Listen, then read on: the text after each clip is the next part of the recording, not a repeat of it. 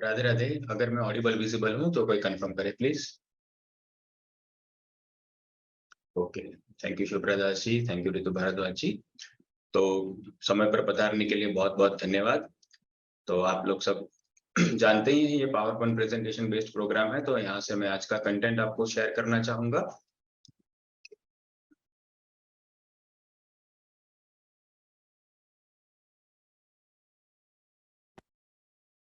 ठीक है।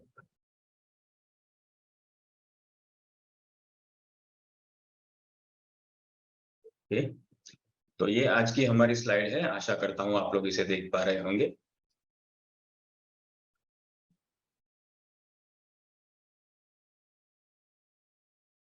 तो आप लोग जानते ही हैं कि ये जेके ऑफ इंडिया की विशेष प्रस्तुति है। पूज्य स्वामी जी की जो भारत की विंग है, उसकी जो जीव कल्याण की जो भारत की विंग है, उसे हम जेके ऑफ इंडिया कहते हैं।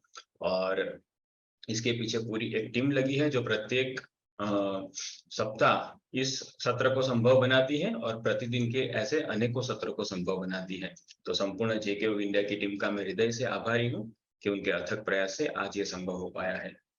और यहाँ पर हम जो कुछ भी सीखेंगे, ये भक्ति योग रसावतार जगत गुरु उत्तम श्री कृपालु जी महाराज के ही तत्व ज्ञान के ऊपर आधारित होगा। ठीक है। तो ये इस युग के 5वें मूल जगत गुरु है। इनसे पहले केवल 4 ही अवतरित पर्सनालिटीज को जगत गुरु के रूप में स्वीकृत किया गया था। तो श्री महाराज जी जगत गुरुत्तम है, अब तक के समस्त जगत गुरुओं में भी सर्वश्रेष्ठ है, ऐसा विद्वानों के द्वारा स्वीकृत किया गया है। ठीक है। और उन्हीं के द्वारा डायरेक्ट इंटरनेशनल प्रचारक बनाए गए हैं हमारे स्वामी जी, स्वामी मुकुंदानंद जी, जिनकी आध्यात्मिक प्रेरणा से ये सत्र चल रहा है और ऐसे अनेकों सत्र, समस्त सत्र चल रहे हैं। ठीक है। तो ये जो उपनिषद सरिता है, ये प्रमुखतः 9 उपनिषदों का प्रवाह रहा, जिसमें हमने 8 उपनिषदों को पूरा किया। और वर्तमान में हम 9वें उपनिषद में है, जो कि अंतिम उपनिषद है, श्वेताश्वतर उपनिषद। राइट। और ये आज का जो सेशन है वो है 9.4-74, अर्थात 9वें उपनिषद का ये चौथा सत्र है और संपूर्ण उपनिषद सरिता का ये 74वां सत्र है, 74th सत्र है ये। तो जो लोग भी 60 से अधिक सत्रों में आए हैं, वो लोग प्रशंसनीय है और उनका बहुत बहुत आभार भी कि उन्हीं की ऐसी उत्साहवर्धक प्रेजेंस के कारण आज हम यहाँ पर पहुंच पाए हैं। ठीक, तो अब हम आगे बढ़ते हैं। चूंकि ये जो उपनिषद है ये बहुत ही दिव्य ग्रंथ है, तो मन बुद्धि को समाहित किए बिना, स्थिर किए बिना उसकी चर्चा तक नहीं की जा सकती है। राइट। तो हम प्रार्थना स्तुति के माध्यम से हरि गुरु रूपी महाशक्तियों को आवाहन देते हैं और फिर मन को समाहित करके भगवान के गुणों को धारण करके उनके प्रति अहोभाव को धारण करके हम विषय वस्तु को शुरू करेंगे। ठीक है। तो ये आज की प्रार्थना स्तुति है। आप लोग चाहो तो साथ में गा सकते हैं अथवा केवल अर्थ पढ़ सकते हैं।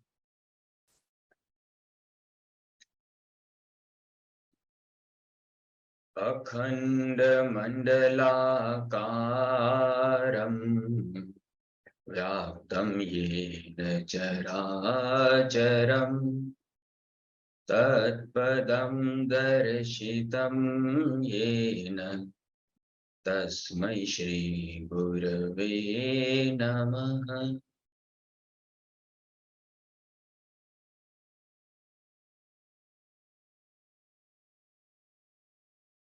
अहो बकीयं स्तनकालकूटं जिगांसयापाययदप्यसाध्वी लेभे गतिं धात्र्युचितां ततोऽन्यं कं वा दयालुं शरणं व्रजेम।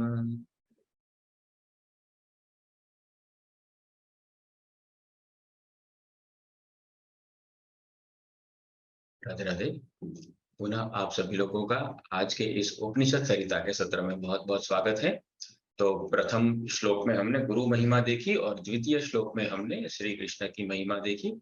तो गुरु की ये महिमा है कि उन्होंने उनका साक्षात दर्शन किया होता है, वो परात्पर पर ब्रह्म उनके साथ डायरेक्ट व्यवहार में होते हैं, जो कि सकल ब्रह्मांड में समाया हुआ है।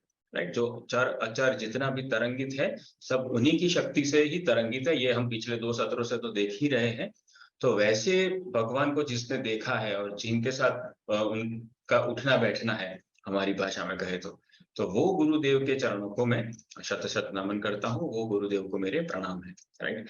देखो जैसे कोई कंपनी में किसी एम्प्लॉय को लेना होता है, तो मान लो अगर वो माइक्रोसॉफ्ट का एक्स एम्प्लॉय रह चुका है या एप्पल का एक्स एम्प्लॉय रह चुका है, तो कोई भी कंपनी होगी तुरंत उसको एक्सेप्ट कर लेगी, कह रहे ये इतनी ऊंची कंपनी से आया है हमारी कंपनी में, तो डेफिनेटली इसकी रेपुटेशन बहुत ऊंची ये कर देगा हमारी कंपनी की। राइट। तो यहाँ पर देखो गुरु की कितनी ऊंची रेपुटेशन है कि जो अनंत कोटि ब्रह्मांड नायक है वो उनके साथ रोज उठते बैठते हैं, हंसी मजाक करते हैं। राइट। तो ये तो वो ये कंपनियों से भी ऊंचा वाला ये रिक्रूटमेंट हो गया ना कि हमारे गुरुदेव का भगवान के वहां पर रिक्रूटमेंट है। राइट। तो ऐसे गुरुदेव अगर हमें अपनाते हैं, हमें डांटते हैं, कुछ हमारे कल्याण के लिए बोलते हैं, तो हमें बलिहार जाना चाहिए। और ये तो कोई भगवान के एक्स एम्प्लॉय भी नहीं है, ये तो लाइव एम्प्लॉय है, अभी वहां पर काम चालू ही है, उनका सेवा चालू ही है। राइट। जॉब पर है, ऑन जॉब है वो, तो वो ऑन ड्यूटी है भगवान की। तो इतनी बड़ी पर्सनालिटी होगी कि सुप्रीम गवर्नमेंट जो है उनके वहां पर ये ऑन ड्यूटी है। राइट। तो इतनी बड़ी पर्सनालिटी अगर हमारे जीवन में आती है तो फिर हम उनकी अवहेलना करें ही क्यों। राइट। ये मूर्खता है कि हम ऐसी पर्सनालिटी की बातों की भी अवहेलना करते हैं, है ना। तो हमें ऐसा नहीं करना चाहिए, हमें समझना चाहिए कि कुछ तो इनमें बात रही होगी कि वो भगवान भगवान ने इनका वर्ण किया हुआ है, तो भला मैं कौन होता हूँ इनकी बात को ठुकराने वाला। राइट। तो इस तरह से हमें विनीत भाव डेवलप करना है गुरु के लिए। और ये जो श्लोक है, अहो बकीयम स्तन कालकूटम, इन्होंने सुखदेव परमहंस की समाधि का बंटाढार कर दिया था ये श्लोक ने। तो पहले तो हमने पिछले सत्र में वो जो श्लोक देखा था ना, बरहा पीडम नटवर बपू, तो उससे तो वो समाधि केवल छूटी थी उनकी, और फिर उन्होंने देखा कि अच्छा कहाँ है वो ऐसे मोर मुकुट धारण किया हुआ वो इतना सुंदर जो ब्रह्म अभी मुझे बताया गया। तो उन्होंने देखा अरे ये तो पृथ्वी का मृत्यु लोक का जंगल है, चलो कोई नहीं, हटाओ झगड़ा, अपन तो वापस अपने काष्ठ समाधि में ही ठीक थे। तो वापिस वो समाधि में चले गए। और फिर दूसरी बार वो वेद व्यास जी के शिष्यों ने आकर ये वाला श्लोक सुनाया। तो फिर अब इसका तो आपने अनुवाद देखा ही होगा कि कितनी भगवान की कृपा से ओतप्रोत ये श्लोक है। तो ये कृपा दिव्य रूप में उनके कर्णों से उनके अंतःकरण में प्रविष्ट हुई। तो जब भगवान की ऐसी कृपा प्रविष्ट हुई तो फिर वो सहन नहीं कर सके उसको, और वो समाधि का रस छूट गया, और ये उन्होंने भक्ति का फिर रस अपना लिया। राइट। तो तमाम भागवत का प्रसंग है, आप लोग जानते ही होंगे कुछ लोग। तो इस प्रकार से ये हरि गुरु रूपी महाशक्तियां अगर हमारे जीवन में है तो हमें बहुत ही सिंसियर हो जाना है और अपने जीवन को स्टेप बाय स्टेप आगे बढ़ाते चले जाना है। डेली कुछ ना कुछ स्मॉल स्टेप्स, बेबी स्टेप्स का प्रोग्रेस तो होना ही चाहिए। हमारा प्रतिदिन का जो वर्जन है वो पिछले दिन से अच्छा ही होना चाहिए। ठीक है। तो इस प्रकार हम हरि गुरु रूपी महाशक्तियां और उनकी महिमा को मन में धारण करते हुए अब हम आगे बढ़ते हैं, विषय वस्तु की ओर चलते हैं। पहले हम रिवीजन देख लेते हैं पिछले सत्र का, पुनरावर्तन देख लेते हैं, उसके बाद फिर इसी के आधार पर आज का जो विषय है वो कंटिन्यू होने वाला है, तो फिर उसकी चर्चा करेंगे। राइट। तो पिछले सत्र में हमें उत्साहित किया गया था भगवत प्राप्ति के लिए कि भाई देखो तुम्हारी तरह और तुमसे भी अधिक पापात्मा थे वो भगवत प्राप्ति कर चुके हैं, तुम्हें क्यों इतना संकोच है। तो फिर उन्होंने कहा कि देखो हृदय गुहा में अंतर्यामी रूप से स्थित उस ब्रह्म को ही सार तत्व के रूप में जानकर अनेक जीवात्मा ब्रह्मविद हुए हैं, वो ब्रह्मविद हो गए हैं। जो संसार को भी ठीक ठीक रूप से, जो संसारविद नहीं थे, वो आत्मविद ही नहीं थे, खुद को ही नहीं जानते थे। राइट। ऐसे ऐसे लोग अब भगवान को जानने लगे हैं, ब्रह्म को जानने लगे रियल सेंस में। तो और जब ऐसा हो गया तो फिर उन्होंने पश्चात वह उसी पर ब्रह्म में तल्लीन रहते हैं ऐसा होने के बाद, और व्यवहार भी उसी के परायण करते हैं, उनकी सारी एक्टिविटी गॉड सेंट्रिक होती है। राइट। तो भगवान को ही केंद्र में रखकर वो अपनी सारी प्रवृत्तियां करते हैं। तो ऐसा करके अब तक अनेकों जीव जन्म मृत्यु से मुक्त हो चुके हैं। योनिर्मुक्तः जो कहा था कि जन्म मृत्यु की जो मूलभूत योनि है, मूलभूत उद्गम स्थान जो प्रकृति है, माया है, वो माया से ही वो मुक्त हो गए। और फिर इसलिए वो कहते हैं कि अतः हमें भी भगवत प्राप्ति के प्रयत्नों से निराश न होकर इस प्रक्रिया को विधिवत पूरा करना होगा। जैसे उन्होंने स्टेप बाय स्टेप फॉलो किया, तो अगर हम किसी प्रोसीजर को पूरा करते हैं तो फिर उसका परिणाम तो मिलता ही है। राइट। तो क्योंकि हमारा अंतःकरण भी नियमों से बद्ध है, और अंतःकरण की निवृत्ति होगी वो भी उन्हीं नियमों की रिवर्स इंजीनियरिंग से होगी। राइट। तो सारा कुछ बद्ध अवस्था ही इसे कहते हैं ना, कि हम नियमों में बंधे हुए हैं। तो इसीलिए उन्हीं नियमों को समझकर फिर उनको अनकॉइल करके उनको एक एक करके छोड़ के फिर हम भगवत प्राप्ति कर सकते हैं, ये बंधन को छोड़ सकते हैं। और जितना डीप चलते चले जाएंगे उतना ही अधिक हमें गुरु कृपा और भगवत कृपा की आवश्यकता रहेगी। तो तप प्रभावात और देव प्रसादाच, तो गुरुदेव का भी प्रसाद और आराध्य देव का भी प्रसाद। देव का अर्थ यहाँ पर दोनों देव के अनुसंधान में है कि हमारे तप का तो प्रभाव हो ही, और साथ ही साथ वो दोनों देव का भी प्रभाव हो, गुरुदेव और वो परम देव जिसके विषय में हम बात करते हैं, राइट, आराध्य देव हमारे। तो इस प्रकार उन्होंने कहा कि पहले बहुत लोग भगवत प्राप्ति कर चुके हैं, और जब हम, हो सकता है अगर हम वर्तमान में भी हम समकालीन हैं, कोई ऐसे जीव जो उच्च कोटि के साधक है जिन्होंने हमारे ही साथ हमारे ही आयु के पैरेलल रहते हुए भगवत प्राप्ति की है, इसी वातावरण में, इसी कलयुग में, इसी मृत्यु लोक में, राइट। तो हमें निराश नहीं होना है, सब कुछ संभव है। अगर हम उसको सिंसियरली लेना शुरू ही नहीं करेंगे तो ये कभी नहीं होने वाला। ओके, इसलिए अभी से इसको सिंसियरली लेना है। फिर उन्होंने समझाया कि देखो, अगर तुम्हें ऐसा होना है तो इतना इतना ज्ञान लेना होगा। कैसा ज्ञान? कि प्रकृति जो है वो क्षर है, नाशवान है, प्रतिक्षण उसके प्रत्येक पदार्थ नष्ट हो रहे हैं, यहाँ तक कि ब्रह्मलोक के पदार्थ भी नष्ट हो रहे हैं। और ये जो जीव है वो अक्षर है, वो जीव की जो सत्ता है वो अविनाशी है, वो क्षरात्मक नहीं है। और इन दोनों तत्वों पर एक ही परमात्मा शासन करते हैं, राइट। ऐसा नहीं है कि भाई माया के भगवान अलग है जो केवल माया को ही देखते हैं, जीवों के भगवान अलग है जो केवल जीवों को ही देखते हैं, या फिर महापुरुषों के भगवान अलग है जो केवल महापुरुषों को ही देखते हैं, राइट। ऐसे कोई 3 अलग अलग अधिकारी नहीं है, सबको एक ही सुप्रीम पावर हैंडल करती है, राइट, वो स्वयं भगवान। फिर जीवात्मा अपने भोक्ता भाव के कारण प्रकृति के अधीन है, वो पराधीन हो जाता है, राइट। तो उसमें अनिश्चित्व आ जाता है, उसका खुद पर से ही कंट्रोल चला जाता है, तो फिर वो माया पर तो क्या ही कंट्रोल करेगा, और वो भी इतनी बलवती जो कॉस्मिक लेवल पे काम करती है, राइट। तो वो भोक्ता भाव के कारण माया के ही नियमों में बंध जाता है, और उसे लगता है कि मैं मेरी चॉइस के अनुसार भोग कर रहा हूं, इसलिए मैं मुक्त हूं। यही मुक्ति का जो ये भ्रम है, यही तो सबसे बड़ा बंधन है ना। कि हम ये भोगते हुए ये मान लेते हैं कि मैं मुक्त हूं, जबकि हम भोगों के सारे बंधनों से बंधे हुए हैं, प्लस उसके परिणामों से भी बंधे हुए हैं।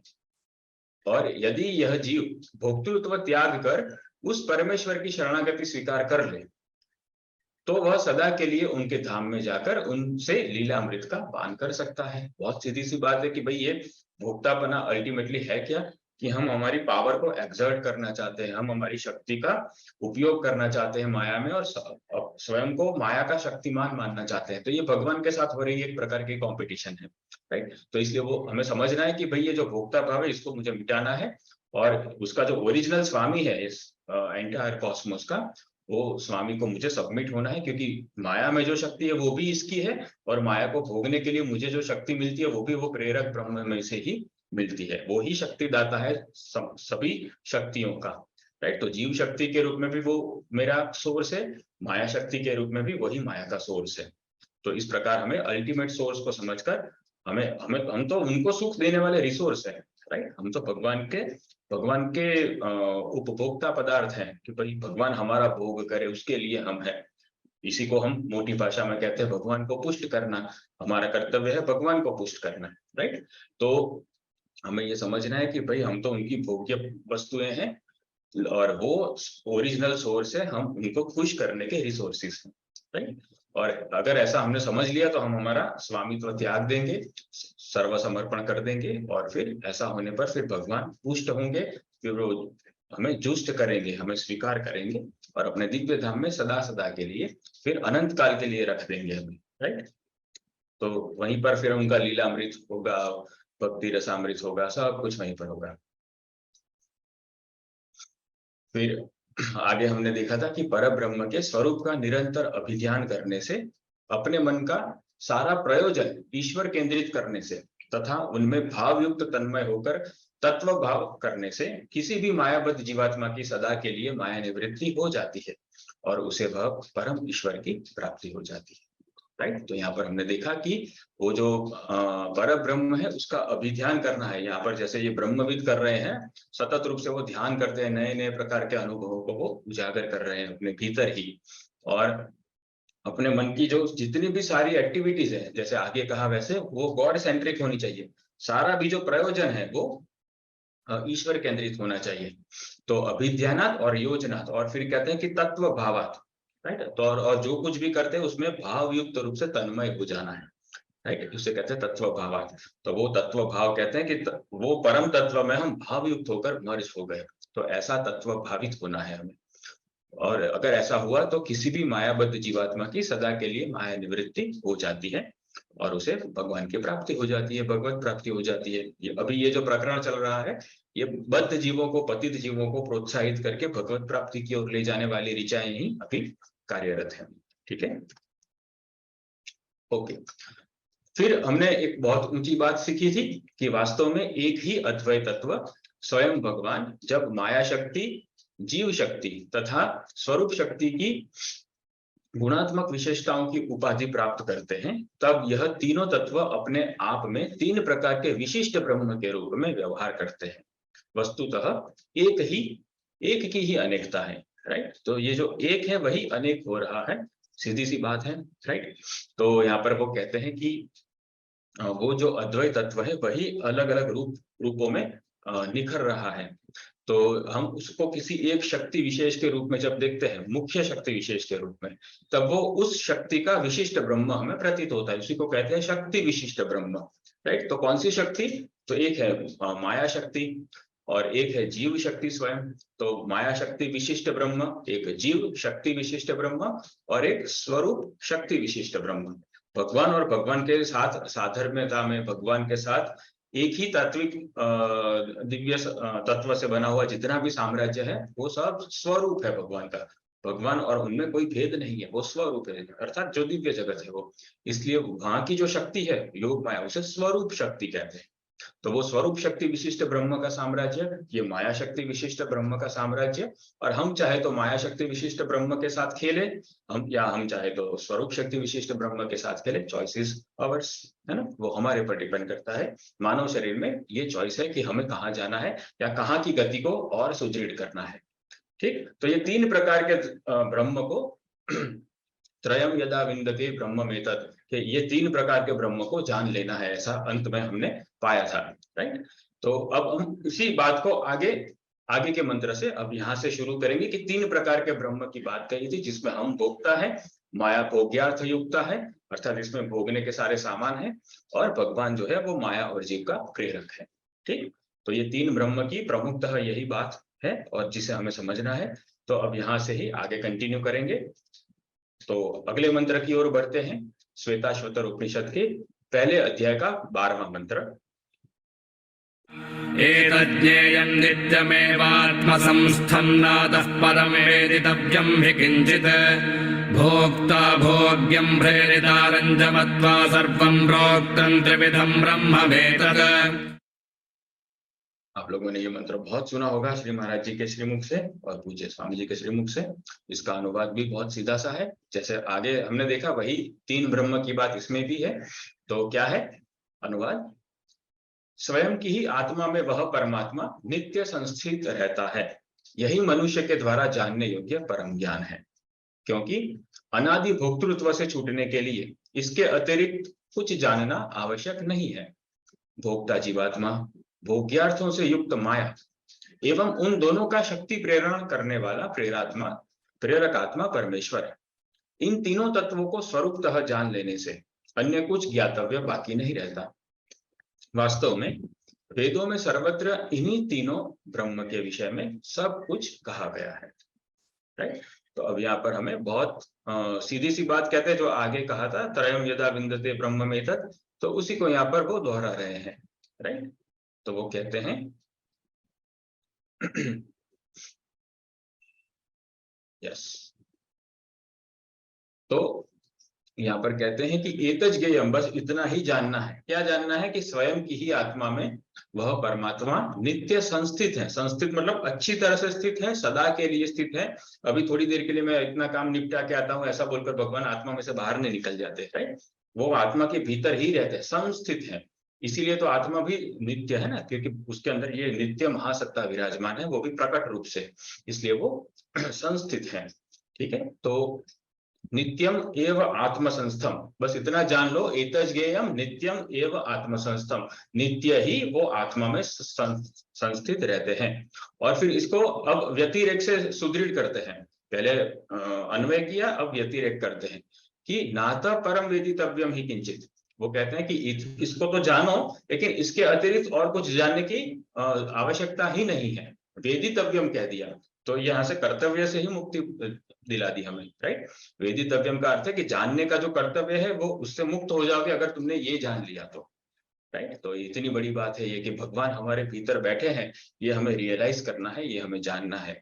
तो ये ऊपर ऊपर से तो हम रियलाइज करते ही हैं, गुरुवाणी में श्रद्धा करके भी हम मान लेते हैं, लेकिन यहाँ पर जो ये सब कहा गया है, जो वेदितव्यम कहा गया है, या एतज ज्ञेयम जो कहा गया है, वो कहा गया है अनुभवात्मक ज्ञान के रूप से, राइट। जैसे ये ब्रह्मविद अनुभव कर रहे हैं ना अपने परम ध्यान में, वैसे हमारा भी इतना ध्यान सुदृढ़ और इतना दिव्य हो जाना चाहिए गुरु कृपा से कि हमें वो साक्षात अनुभव में आए कि हाँ वो मेरे भीतर बैठे हैं।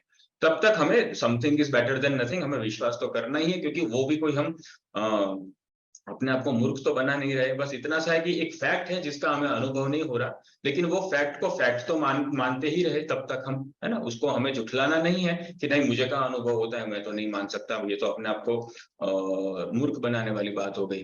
ऐसी बात नहीं है, फैक्ट तो है, लेकिन वो फैक्ट अभी हमें फैक्ट रूप में रियलाइज नहीं हो रही है। तो दैट्स ओके, ऐसी तो बहुत सारी चीजें होती है जो हमें रियलाइज नहीं होती है, फिर भी हम उसकी प्रोसेस को फॉलो करते हैं और फिर वहां पर पहुंच जाते हैं, राइट। जैसे किसी को फॉरेन जाना है तो वीजा की कोई प्रोसेस उसको पता नहीं होती है, तो वो वीजा एक्सपर्ट जो होता है उसके कहने पर वो सारी प्रोसेस इसको पूरा करता है, तो स्टेप बाय स्टेप माइलस्टोन सब सारे आते चले जाते हैं। एक दिन ऐसा आता है कि उसकी फ्लाइट का दिन आ जाता है, वो फ्लाइट में बैठ जाता है, फ्लाइट टेक ऑफ भी कर लेती है और फिर लैंड भी कर लेती है जिस कंट्री का उसने वीजा ले रखा था, राइट। तो ये सारी जो बातें हैं, तो ये कैसे हुआ कि उसने एक एक्सपर्ट को फॉलो किया। तो अब ऐसा तो वो कहेगा नहीं कि अरे नहीं मुझे कनाडा जाना था या अमेरिका जाना था, लेकिन मैं तो अभी इंडिया में हूँ, तो मैं तो नहीं मानता कि कनाडा कोई जा सकता है, राइट। तो ऐसी बात नहीं है। अगर ये अपने आप को झुठलाने वाली बात नहीं है, हमें ये गुरुवाणी पर विश्वास करना है कि भाई गुरु को तो नित्य अनुभव हो रहा है, तो और वो कहते हैं कि ये अनुभव मुझे भी हो सकता है, तो फिर मुझे क्या ही आपत्ति है ये स्वीकार करने में कि हाँ ये हो सकता है।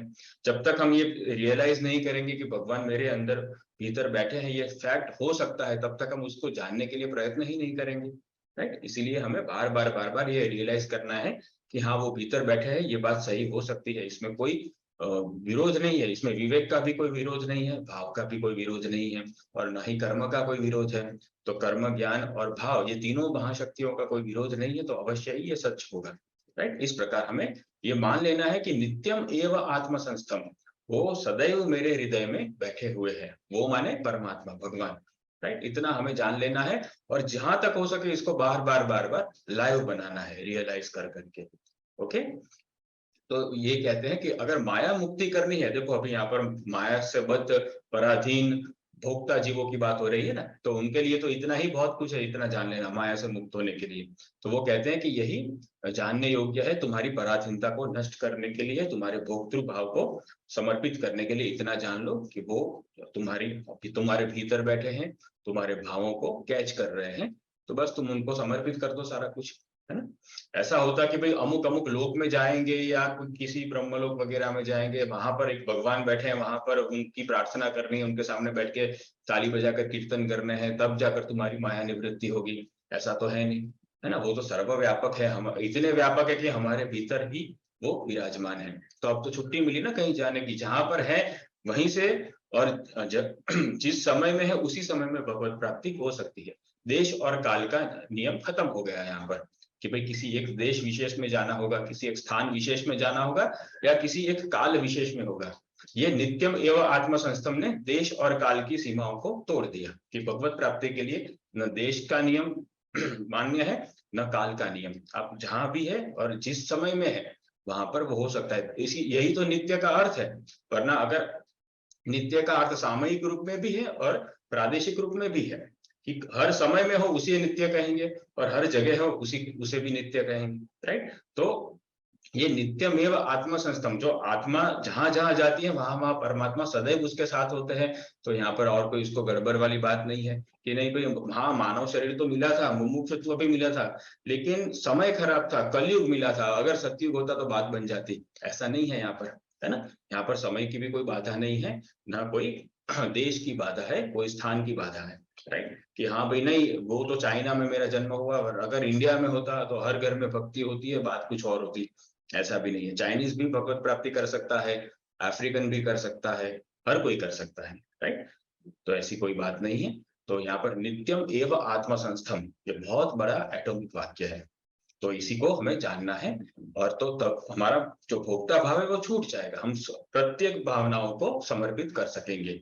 और फिर कहते हैं कि ये जो लास्ट वाली बात थी वही यहाँ पर रिपीट करते हैं कि ये जो आगे तुम्हें बताया था कि एक भोक्ता जीवात्मा है और एक भोग्यार्थों से युक्त भोग्य माया है, और इन दोनों का शक्ति प्रेरण करने वाला प्रेरक आत्मा ईश्वर है, राइट। तो इन तीनों को ही स्वरूपतः जान लेने से और कुछ जानना बाकी नहीं रहता है।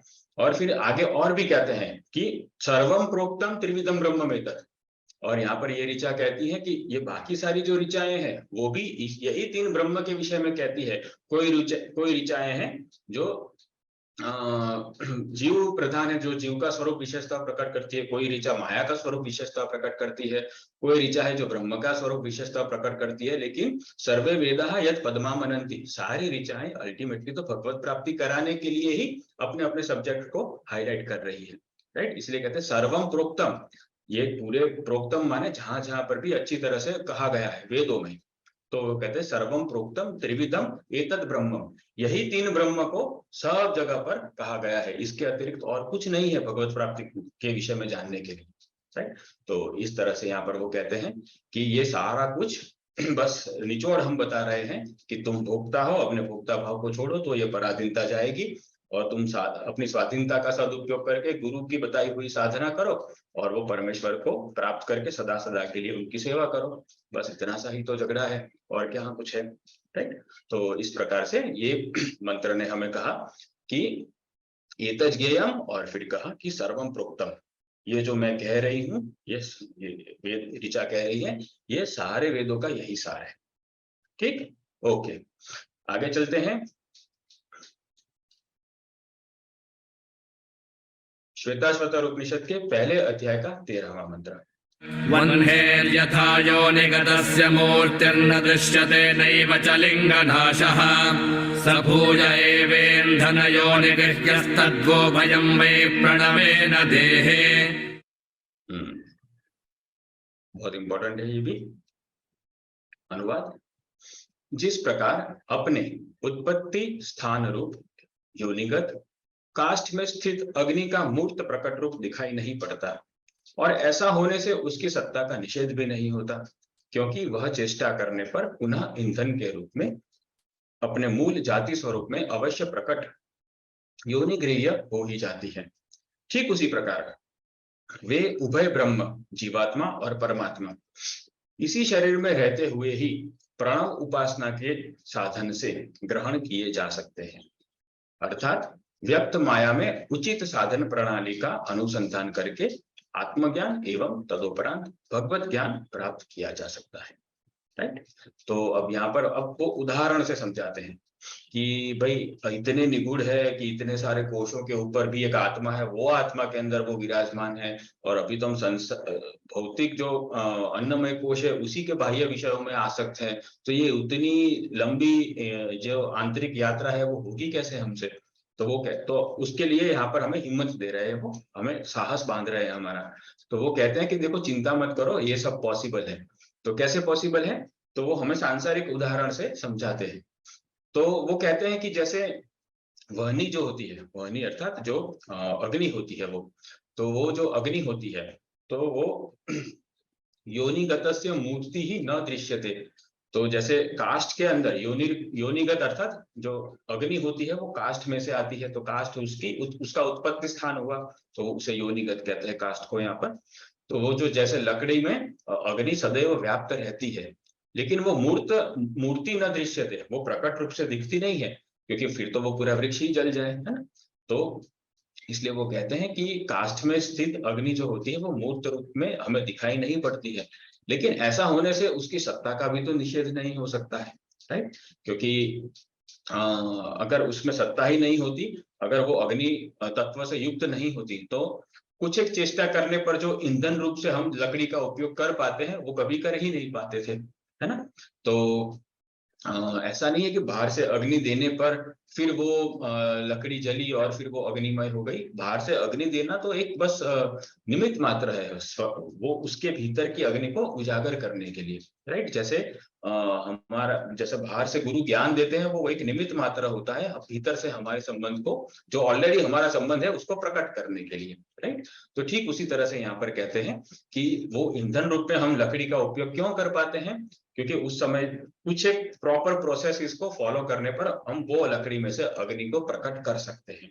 तो क्यों? क्योंकि जाति स्वरूप में वो अवश्य प्रकट हो सकती है और वो योनि गृह्य हो जाती है, राइट? तो योनि गृह्य मतलब वो जिस योनि की या जिस जाति की है वो जाति को वो पकड़ लेती है, अर्थात वो अग्नि प्रकट हो जाती है, राइट? तो इस तरह से वो कहते हैं कि जाति स्वरूप में अवश्य प्रकट हो जाना उसे कहते हैं योनि गृह्य हो जाना, यानी जन्म ले लेना। योनि गृह्य होना माने योनि को प्राप्त हो जाना, जन्म ले लेना। तो वो अग्नि जो अभी तक भीतर व्याप्त थी, अब वो जन्म ले लेती है, वो प्रकट हो जाती है काष्ठ में। कैसे प्रकट होती है?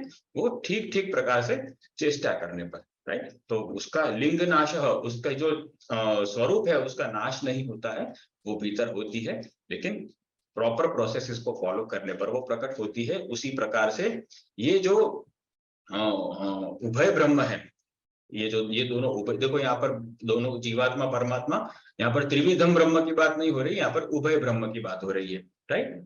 तो लास्ट में जो कहा ना, उभयम वै प्रणवेन देहे, राइट? संधि में जो है, तो तत् उभयम वै प्रणवेन देहे, ये संधि है। तो यहाँ पर कहते हैं कि ये जो उभय ब्रह्म है, जीवात्मा और परमात्मा, उनका भी प्रकट मिलन जो है वो ऐसा ही है, अभी गुप्त है। अभी हम ना डायरेक्ट जीव हमारे स्वरूप को एक्सेस कर सकते हैं, न ही हम हमारे स्वरूप का जो कारण है वो भगवान को ही एक्सेस कर सकते हैं। लेकिन अगर हम प्रणव उपासना करें, तो यहाँ पर प्रणव उपासना का अर्थ ये नहीं कि हम ओमकार की ही मात्र उपासना करें। प्रणव का अर्थ यहाँ पर है वो जो ब्रह्म है, जो सबका कारण है वो। तो अगर हम ब्रह्म की ठीक ठीक उपासना करें, राइट, तो वो प्रणवेन देहे, अर्थात वो पर ब्रह्म को हम इसी शरीर में रहते हुए ग्रहण कर सकते हैं, उसकी प्रॉपर ब्रह्म उपासना करके, राइट? हम कोई भी उपासना करें मन लगाकर, वो ब्रह्म उपासना हो गई, वो प्रणव की ही उपासना हो गई। और विशेषतः जो प्रणव का संज्ञात्मक स्वरूप है, ओमकार जिसे हम कहते हैं, जो त्रिमात्रा का होता है, अगर उसकी ही उपासना करें तो उससे ही उपासना करें तो वो भी प्रणव उपासना ही मानी जाएगी। लेकिन यहाँ पर प्रणवेन देहे जो कहा है वो भगवान के लिए कहा है, कि वो जो प्रणव है, वो जो ओमकार है, जो सृष्टि स्थिति प्रलय का कारण है, वो कितना निगूढ़ है ना, अपनी सृष्टि में भी, अपने जीवों में भी, सब जगह। और वो अपने जगत में भी योग माया से आवृत रहता है। ऐसा नहीं कि जैसे ही माया को क्रॉस किया तुरंत भगवान मिल गए। माया को क्रॉस करने के बाद भगवान ऑटोमेटिकली योग माया का आवरण हटाते हैं, लेकिन जब वो हटाते हैं तभी वो दिखते हैं। तो वहां पर भी वो इतने निगूढ़ है, यहाँ पर भी इतने गुप्त है, माया में भी, जीव में भी। तो वो कहते हैं कि इसलिए यहाँ पर उसे प्रणव के रूप में लिया गया है, क्योंकि प्रणव जो है वो भी बहुत निगूढ़ तत्व माना गया है। ये हमने आगे भी उपनिषदों में देखा था, राइट? केनोपनिषद में और प्रश्नोपनिषद में। तो यहाँ पर कहते हैं कि वो जो प्रणव है उसकी तुम उपासना करो, मन लगाकर साधना करो, तो हम ये एक प्रॉपर प्रोसेस होगी। जैसे वो अग्नि प्रकट हो गई थी, वैसे ये भी प्रकट हो जाएंगे। तो व्यक्त माया में उचित साधन प्रणाली का अनुसंधान अगर हम करें, उचित साधन प्रणाली को हम एडॉप्ट करें, तो आत्मज्ञान, सबसे पहले आत्मज्ञान होगा। और फिर वो आत्मज्ञान में जब हमें थोड़ा थोड़ा अपने स्वरूप का रियलाइजेशन होगा, तो फिर जैसे हमने आगे देखा था कि फिर स्वरूप के कारण को जानने की इच्छा होगी, तब हम सर्व समर्पण करके वो आत्म समाधि का रस का भी त्याग करेंगे, तब हमें भगवत ज्ञान भी प्राप्त होगा गुरु कृपा से, राइट? तो यहाँ पर कहने का तात्पर्य यही है कि जिस तरह मोटी भाषा में देखें तो, कि जिस तरह भाई लकड़ी में अग्नि व्याप्त रहती है, लेकिन वो हर समय प्रकट नहीं रह सकती, ठीक उसी तरह से, लेकिन आवश्यकता होने पर हम उसको प्रकट कर सकते हैं। वैसे ही अभी मायाबद्ध अवस्था में भगवान हमारे अंदर प्रकट रूप से नहीं रह सकते हैं, राइट? क्योंकि हम उनके आनंद को सहन ही नहीं कर पाए, एपरेटस ही नहीं है वो वैसे हमारे पास कि वो एनर्जी को हम सहन कर सके, राइट? तो इसलिए जैसे एक इलेक्ट्रिसिटी को यदि हमें लाइट में कन्वर्ट करना है, तो एक प्रॉपर एपरेटस चाहिए, बल्ब चाहिए या कोई ट्यूबलाइट चाहिए, कुछ भी चाहिए, है ना, कि जिससे वो इलेक्ट्रिसिटी है वो गर्म तो हो लेकिन सिस्टमेटिक वे में गर्म हो, कि उसके अंदर के जो इलेक्ट्रॉन और फोटॉन्स है वो सारे प्रॉपरली डिस्ट्रीब्यूट होकर और वो बाहर निकले, राइट। तो उसके लिए फिर फोटोन को छोड़ने वाला एक फिलामेंट चाहिए, उसको प्रॉपर वोल्टेज के साथ गर्म करना पड़ता है। तो कितनी कुछ प्रणालियों में से उसको पसार करना पड़ता है ना, तब जाकर एक छोटी सी घटना होती है कि भाई बल्ब चालू होता है। तो यहाँ पर तो इतनी बड़ी भगवत प्राप्ति की घटना करनी है हमें, राइट। तो बिना किसी प्रोसेस के तो ये होगा नहीं। इसलिए वो कहते हैं कि प्रॉपर साधना प्रणाली से आप भगवान को भी प्रकट कर सकते हो, जैसे आप किसी साधन से किसी शक्ति को प्रकट करते हो वैसे, राइट। तो इस प्रकार से यहाँ पर फिर से हमें कह रहे हैं कि भले ही अभी तुम्हें कोई अनुभव नहीं है भगवान का, लेकिन तुम फिर से मान लो कि नित्यम एवं आत्म संस्तम ही है, वो तुम्हारे भीतर ही है, जैसे अग्नि काष्ठ में होती है। तुम बस साधना करते चले जाओ, तुम्हें अवश्य ही उसका परिणाम मिलेगा, ठीक। तो यहाँ पर फिर से साधना के लिए हमें उत्साहित करके वो आगे कुछ और नया ज्ञान देने जा रहे हैं। देखते हैं क्या है वो। श्वेताश्वतर उपनिषद के पहले अध्याय का 14वां मंत्र। स्वदेहमरणिं कृत्वा प्रणवञ्चोत्तरारणिं ध्यान निर्मथनाभ्यासात् देवं पश्येन्निगूढवत्।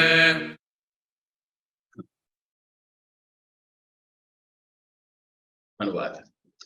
अपने साधन शरीर को निम्न अरणी एवं प्रणव साधना को ऊपर की अरणी बनाकर इस साधन साधना के संगम से साधक को ध्यान के द्वारा निरंतर मंथन रूपी अभ्यास करते हुए छिपी हुई अग्नि की भांति हृदयस्थ उस परम देव को प्रत्यक्ष कर लेना है, राइट। अब वो कहते हैं, सीधी सीधी भाषा में समझाते हैं हमें। वो कहते हैं कि देखो, जैसे अरणी होती है जो आग उत्पन्न, वो अरणी एक ऐसी लकड़ी होती है जिसको घिसने पर वो आग उत्पन्न करती है। तो दो अरणियों को ही घिसा जाता है, तो एक को नीचे बेस बनाया जाता है, उसके ऊपर उसको रखकर उसको फिर बहुत ही स्पीड से गोल गोल घुमाया जाता है, राइट। तो इस तरह से फिर वो आग पकड़ लेती है और फिर दोनों ही लकड़ी चल जाती है। तो ऐसा लोग करते हैं, जो लोग फॉरेस्ट कैंपिंग वगैरह करते हैं उनको ये सब नॉलेज होता है, वो आज भी ऐसा करते हैं। तो वो कहते हैं कि इसमें जैसे दो अरणी होती है, दो लकड़ियां होती हैं, तो वैसे वो दो लकड़ियों को यहाँ पर वो उपमा दे रहे हैं। कहते हैं कि तुम्हारे पास एक तो ये साधन शरीर है जिसकी आवश्यकता रहेगी हमें, राइट। बिना शरीर का तो साधना नहीं होगी। तो ये जो साधन शरीर है उसको बेस बनाओ, उसका आधार बनाकर ये जो तुम्हारी साधना है उसको ऊपर की अरणी बनाओ, अर्थात उसको एक्टिव रखो। शरीर को बेस रखो, साधना को एक्टिव रखो और उसको ऊपर की अरणी बनाओ। और इस तरह से साधना और साधन का जो संगम होगा, एक हमारा साधन है ये शरीर और ये साधना हो गई हमारी, ये जो प्रक्रिया जो गुरु ने हमें बताई है वो। तो ये करेगा कौन? ये जो भोक्ता भाव वाला जीवात्मा है, जब उसके अंदर मुमुक्षुत्व उत्पन्न हो जाता है तो वो साधक बन जाता है, राइट। वो भोगी में से फिर साधक बन जाता है, फिर चाहे वो किसी भी साधना का उपासक हो, वो साधक कहलाता है। तो वो कहते हैं कि ये जो जिसको भोक्तृ भाव को समर्पित करना है वो साधक फिर क्या करेगा, इस प्रकार से साधन और साधना का संगम करके वो ऑब्वियसली वो साध्य को प्राप्त करेगा, राइट। तभी तो साधना का कोई मीनिंग रहेगा। अगर साधक को साध्य प्राप्त नहीं हुआ तो साधना ही क्यों करना, है ना। तो ये साधन साध्य सिद्धांत इसे कह सकते हैं।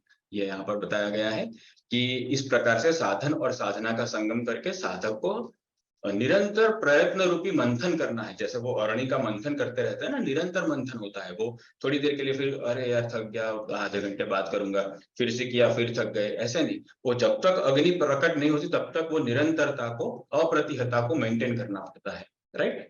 तो इसलिए यहाँ पर वो कहते हैं कि ये जो तुम्हारी साधना में अप्रतिहतत्व है उसको तुम्हें बनाए रखना होगा, अपनी स्वाधीनता से, अपनी कर्म स्वतंत्रता से और अपने विल पावर से, राइट। अपने कॉन्शियस पार्टिसिपेशन से ही वो टिकेगा, वरना वो छूट जाएगा। जैसे ही हम अनकॉन्शियस हो गए, लापरवाह हो गए, वो छूट जाएगा।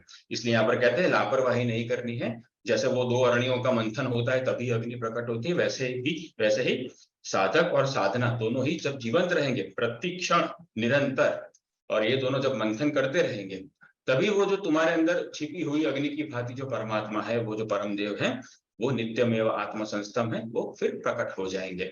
और फिर वो कहते हैं, यहाँ पर आदेश देते हैं, देखो पश्येन कहा है, पश्येन निगूढ़वत्, राइट। पश्येन मतलब वो आदेश दे रहे हैं कि तुम्हें उनका साक्षात्कार करना है। पश्य माने देखना, तो वो कहते हैं कि तुम्हें उसका साक्षात्कार करना ही है, इस प्रकार से गुरु निर्दिष्ट साधना में निरंतरता को लाकर, राइट। तो यहाँ पर बहुत सारी बातें हमें सीखने को मिलती है कि एक तो हमें सतत साधना करते रहना है और साधक के मोड में ही जीना है, राइट। हमारी जो मोड ऑफ कॉन्शियसनेस होती है, हमारी चेतना का जो स्वभाव होता है, वो एक साधक का ही रहना चाहिए और उसमें निरंतरता होनी चाहिए। थोड़ी देर भोगी हो गए, थोड़ी देर अरे भूल गया था मैं तो साधक हूँ, सॉरी, थोड़ी देर फिर से साधना करने लगे, ऐसे नहीं, राइट। हमें सतत रूप से इतनी तो जागृति लानी ही है कि भाई हम साधक नहीं है तो हम है ही क्या, है ना। भोग तो बहुत कर लिए इतने अनंत जन्मों में। तो इस प्रकार वो साधक को ध्यान के द्वारा निरंतर मंथन रूपी अभ्यास करते रहना है और फिर साधना का ये जो संगम है वो साध्य की प्राप्ति करा देगा साधक को। तो ये हो गया साधन साध्य सिद्धांत, यही हो गया सेवक सेव्य सिद्धांत। फिर आगे चलकर फिर सेवा के लिए नए नए सिद्धांत है जो प्रकट होंगे उसके लिए, राइट। पहले साध्य तो मिले, उसके बाद सेवक सेव्य सिद्धांत आएगा। तो साधक फिर सेवक बनेगा अपनी सेवा भाव से, फिर वो जो साध्य है वो सेव्य बन जाएगा, राइट। एक ही तत्व है, वो अलग अलग रूप में वहां पर परिवर्तित होता रहता है दिव्य जगत में। तो यहाँ पर कहा गया कि मोर और लेस कि शरीर को फिट रखना है, स्वस्थ रखना है और उसका सतत साधना में उपयोग करना है, निरंतरता को बनाए रखना है और जो गुरु ने बताई हुई साधना है वही साधना को फॉलो करना है। मन मानी कोई अपनी उठ पटांग साधनाएं नहीं करना है, ठीक है। और नहीं, तो यहाँ पर साधना का बहुत बड़ा महत्व हो गया जो हमने देखा, और उसमें निरंतरता बहुत महत्वपूर्ण है, ठीक। और वो निरंतरता आएगी हमारे कॉन्शियस पार्टिसिपेशन से, और वो कॉन्शियस पार्टिसिपेशन को लाइव रखने के लिए हमें सतत रूप से कर्म स्वाधीनता का उपयोग करते रहना है, ठीक। ओके, आगे चलते हैं श्वेताश्वतर उपनिषद के पहले अध्याय का 15वां मंत्र। बहुत इंपॉर्टेंट है ये भी। ओ सॉरी। तिलेषु तैलन्दधनेव सर्पिरापस्रोतस्वरणेषु चाग्निः एवमात्मात्मनि गृह्यते सौ सत्येनैनन्दपसा योऽनुपश्यते। तो यहाँ पर कहते हैं अनुवाद कि जिस प्रकार तिलों में तिल, तिलेषु तैलम, और दही में घी, दधिनीव सर्पिहि, राइट। सर्पिहि माने घी, और मेघों में जल, और आपह स्रोतः अर्थात स्रोत, जल का जो स्रोत होता है वो क्या होता है, मेघ होते हैं। तो मेघों में जल तथा अरणियों में अग्नि, जैसे आगे कहा, राइट। तो अरणिषु च अग्नि, तो जैसे अरणि में अग्नि व्याप्त रहती है, उसी प्रकार वह आत्मा इस आत्मा में व्याप्त रहता है। जो कोई साधक इसको सत्य रूपा, अपरिवर्तनशील व निरंतर साधना करते हुए साथ में संयम रूपी तप को भी रखते हुए उस परमात्मा का अपने भीतर ध्यान करता रहता है, उसके द्वारा वह परमदेव ग्रहण किया जाता है, राइट। देखो फिर से वही बात है, साधना करने वाली बात है, निरंतरता की बात है और परिवर्तनशीलता की बात है, लेकिन साथ में कहा कि ये इतना इजी नहीं है, तुम्हें संयम रखना पड़ेगा, संयम रूपी तप को साथ में रखना पड़ेगा। हाँ मैं साधना करने बैठा हूँ, आज तो भगवत प्राप्ति करके ही खड़ा होना है, ऐसा नहीं, राइट। अभी तो हमारा ये हाल है कि जब हम साधना करने बैठते हैं तो बैकग्राउंड में भगवान म्यूजिक बजाता है, गोलमाल है भाई, सब गोलमाल है ना। तो अभी इतनी फटीचर साधना है, तो ऐसे कोई एक दिन में साधना करके थोड़ा महापुरुष बन के ही उठेगा, ऐसा नहीं होता है, राइट। अभी तो बहुत सारी गोलमालें चल रही है। तो इसलिए वो कहते हैं कि स्टेप बाय स्टेप आगे बढ़ना होगा, तमाम प्रकार के फ्रस्ट्रेशंस आएंगे, लेकिन संयम रूपी तप को हमें बरकरार रखना है, राइट, उसको यथावत रखना है। तो अब यहाँ पर और उदाहरण देते हैं व्याप्ति के अनुसंधान में कि आत्मा में परमात्मा कैसे व्याप्त है। तो कहते हैं तिलों में जैसे तेल व्याप्त होता है, दही में जैसे घी व्याप्त होता है, या दूध में घी व्याप्त होता है, और मेघ जो है, ये जो बादल है सारे जो वर्षा करते हैं, तो ये बादल भी इतनी सारी कभी कभी वर्षा कर लेते कि पूरी नदियों में बाढ़ आ जाती है, राइट। तो ये सेंस में अगर देखा जाए तो ये सारी फ्लाइंग रिवर्स ही तो हुई है ना, उड़ती हुई नदियां हैं जो भगवान ने मेघों के रूप में बना दी है। तो वो मेघों में जैसे जल व्याप्त होता है, हमें लगता नहीं कि ये मेघ इतनी तबाही कर देगा, ये तो बड़ा ही सुंदर और सॉफ्ट टेडी बेयर जैसा काला काला घनश्याम मेघ लग रहा है, लेकिन जब वो टेडी बेयर फटता है तो पूरी तबाही कर देता है, इतना जल उसके अंदर होता है, लेकिन वो व्याप्ति दिखती नहीं है हमें, है ना। तो ठीक इसी तरह से भगवान की ही शक्तियों से ये सारा कुछ एनिमेशन हो रहा है, तीनों शरीर का, हमारे सारे 3 शरीर जो है वो ऐसा नहीं कि जब हम समाधि में जाते हैं तभी ये सारे एक्टिवेट होते हैं, ये अभी भी अपने अपने स्तर पर अपना अपना कार्य कर ही रहे हैं। कारण शरीर भी अपना कार्य अभी कर रहा है, और सूक्ष्म शरीर भी अपना कार्य कर रहा है और भौतिक शरीर भी अपना कार्य कर रहा है, राइट। ये तीनों शरीर अपना कार्य तो करते ही है, बस वो कार्य के प्रति, वो शरीरों के प्रति जैसे जैसे हम साधना करते हैं, स्थिर होते हैं, वैसे वैसे हम उसके प्रति जागरूक हो जाते हैं, उसके प्रति कॉन्शियस हो जाते हैं, राइट। हमारी चॉइसिंग पावर बढ़ जाती है फिर। बाकी ऐसा नहीं है कि जब हम समाधि लगाएंगे तभी वो कारण शरीर कुछ करेगा, ऐसा करेगा, ऐसा नहीं, वो अभी भी कर ही रहा है। लेकिन अर्थात जैसे सारे शरीर अभी एक्टिव है, वैसे ही वो सारे शरीर क्यों एक्टिव है, क्योंकि वो आत्मा में से शक्ति को प्राप्त कर रहे हैं। और आत्मा में से शक्ति आती कहाँ से है? उसके अंदर व्याप्त परमात्मा में से, राइट। तो एवं आत्मा आत्मनि, ऐसा तो कहा है ना, एवं आत्मा आत्मनि, अर्थात इसी आत्मा के अंदर आत्मा व्याप्त होती है। अब अगर आत्मा के अंदर आत्मा व्याप्त होना, ये तो कोई सेंस नहीं बनती। जैसे दही में दही व्याप्त है ऐसा बोल दे, जैसे तिल में तिल व्याप्त है ऐसा बोल दे, जैसे मेघ में मेघ व्याप्त है ऐसा बोल दे, अरणी में अरणी व्याप्त है, राइट। तो यहाँ पर ऐसी बात नहीं है। एक यहाँ पर द्रव्य की बात हो रही है और एक उसके स्रोत की बात हो रही है। ऊपर की सारी उपमाओं में भी ऐसा ही है कि उसके रिसोर्स और सोर्स दोनों की बात हो रही है। तो ठीक उसी तरह से यहाँ पर एवं आत्मा आत्मनि जो कहा है, तो वो कहते हैं कि इस आत्मा, यह आत्मा आत्मा में रहता है। अर्थात ये जो प्रथम वाला जो आत्मा है वो सोर्स है, वो आत्मा में रहता है, अर्थात वो रिसोर्स में रहता है, राइट। तो सोर्स और रिसोर्स की बात हो रही है कि आत्मा में आत्मा का रहना, अर्थात आत्मा में उसकी आत्मा। क्योंकि अब यहाँ पर मान लो कि ये हमें आत्मज्ञान हो गया, तो फिर अब हमें जो कहा जाएगा कि तो अब तुम्हें आत्मज्ञान करना है, तो अब तुम्हें वो तुम्हारी आत्मा की आत्मा के विषय में ज्ञान करना है। अगर हम जब हम देहात्म भाव में होते हैं तब हमारे लिए आत्मज्ञान का अर्थ होता है आत्मा, हमारी आत्मा का ज्ञान। लेकिन जब हम ऑलरेडी आत्मज्ञान में स्थित होते हैं, उस समय आत्मज्ञान का अर्थ होता है परमात्मा ज्ञान, क्योंकि आत्मा में तो हम ऑलरेडी है। तो अब जो हमारी आत्मा हुई वो परमात्मा ही हुई, राइट। तो इस तरह से कहीं कहीं कंफ्यूजन हो जाता है।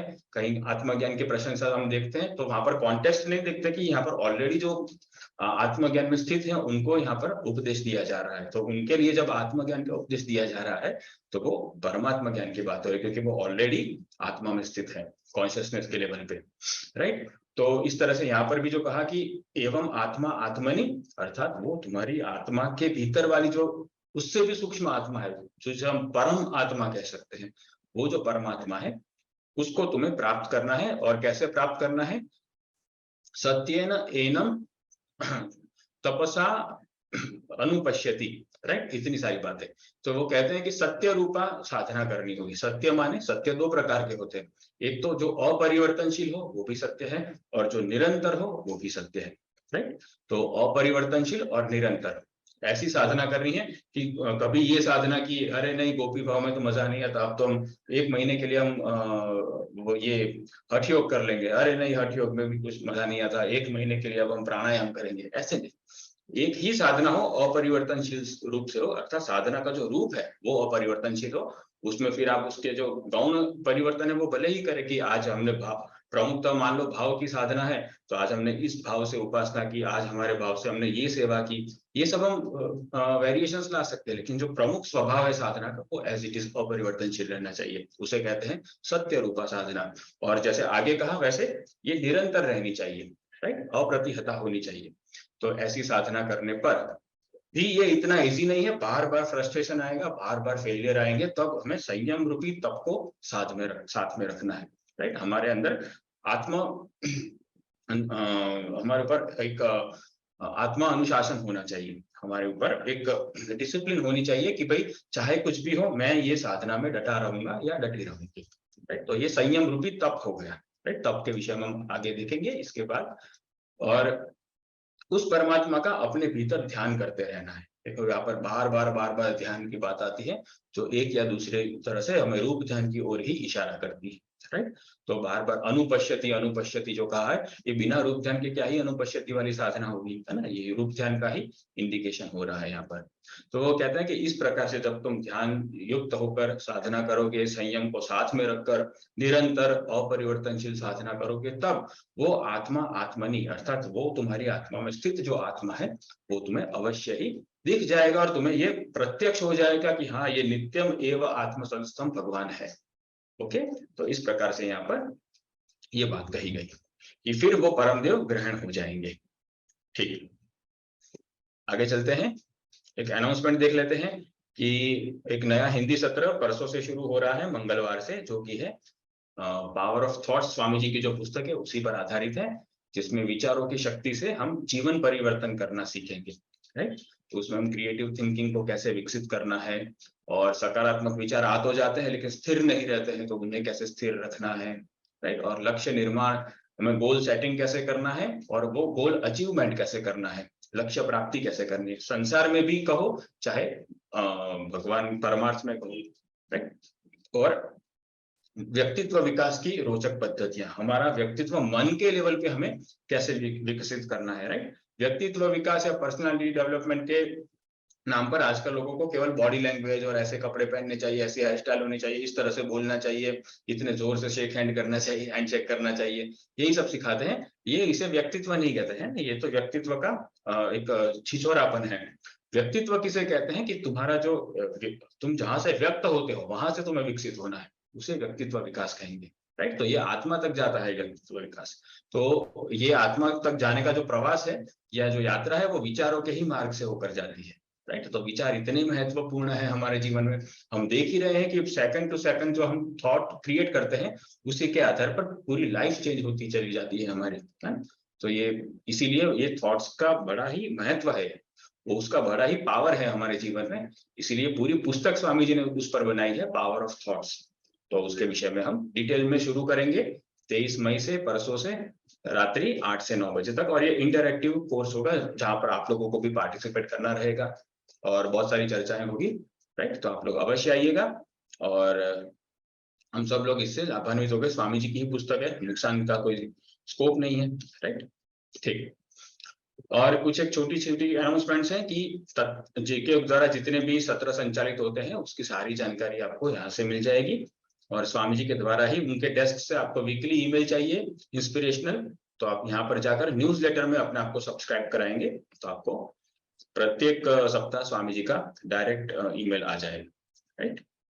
और आज के सत्र के उपलक्ष्य में आपको कोई सुझाव देने हैं या कोई फीडबैक देनी है तो ये फीडबैक फॉर्म की ये नई लिंक है, आप लोग इसे फिर से बुकमार्क कर देना, समहाउ पुरानी लिंक नहीं चल रही थी। और जेके ऑफ इंडिया के जितने भी जीव कल्याण के प्रयास है उसमें यदि आपको अपना योगदान देना है तो आप यहाँ पर जाकर अपनी स्किल्स बता सकते हैं, ये वॉलंटियर फॉर्म भर के, तो हम आपका संपर्क करेंगे। और स्वामी जी द्वारा लिखित अनेक पुस्तकें हैं और अनेक दिव्य रचनात्मक संस्करण हैं जो आपको घर बैठे ही प्राप्त करना चाहे अमेजॉन फ्लिपकार्ट की तरह, तो rgdham.org पर जाना न भूलें।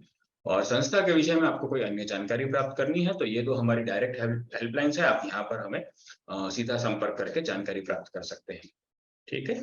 ओके, अब हम आगे चलेंगे विषय वस्तु की ओर।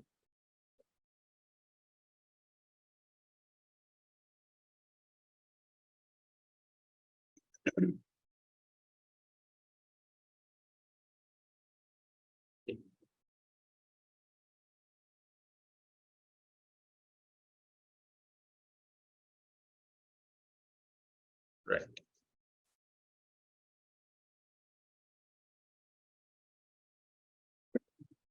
श्वेताश्वतर उपनिषद का के पहले अध्याय का 16वां मंत्र, राइट। ये इस अध्याय का लास्ट मंत्र है, पहला अध्याय यहाँ पर पूरा होता है, ठीक है। और आज का भी ये लास्ट मंत्र है।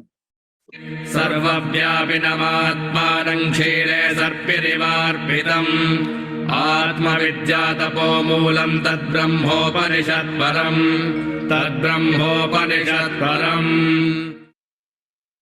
राइट। तो वो जो आगे बात कही वही यहाँ पर अब कंक्लूड कर रहे हैं, अनुवाद। इस प्रकार वह साधक तपस्या से इस आत्मविद्या के द्वारा दूध में व्याप्त घी की भांति सर्वत्र परिपूर्ण उस परमात्मा को जानकर प्राप्त कर लेता है। वही परमात्मा उपनिषदों में बताया हुआ परम ब्रह्म है, वही उपनिषदों में बताया हुआ परम ब्रह्म है, राइट। तद ब्रह्मोपनिषद परम, तो उपनिषदों में जो बताया गया परम ब्रह्म है उसके विषय में प्रथम अध्याय की इन ऋचाओं ने हमें समझाया। और उन्होंने कहा कि तुम्हें साधना करनी है, उसे निरंतर करनी है, और साथ में तुम्हें तप रखना है, संयम रूपी तप के साथ। और ये संयम रूपी तप है वही अलग अलग प्रकार के रूप लेकर हमारे व्यक्तित्व को निखारता रहता है, राइट। और ये कहते हैं कि ये एक आत्मविद्या हमने तुम्हें बताई है, ऋचा कहती है। तो ये आत्मविद्या माने क्या है? देखो अगेन यहाँ पर यही बात है कि आत्मा के लिए ही बताई गई विद्या है, इसलिए ये जो आत्मा विद्या है वो आत्मा को अपनी आत्मा की प्राप्ति कराएगी, अर्थात भगवान की प्राप्ति कराएगी। ये केवल स्वरूप में स्थित कर छोड़ नहीं देगी, राइट। स्वरूप में अवस्थित होने पर जब हमें हमारे सोर्स के प्रति, हमारे कारण के प्रति जिज्ञासा होगी, तो वो ये कारण को भी उजागर करेगी, अर्थात हमारी भगवत प्राप्ति करा देगी। तो ये आत्मा के लिए कहीं कहीं उसकी आत्मा को प्राप्त करने वाली विद्या है, इसलिए इसको आत्मविद्या कहा है, राइट।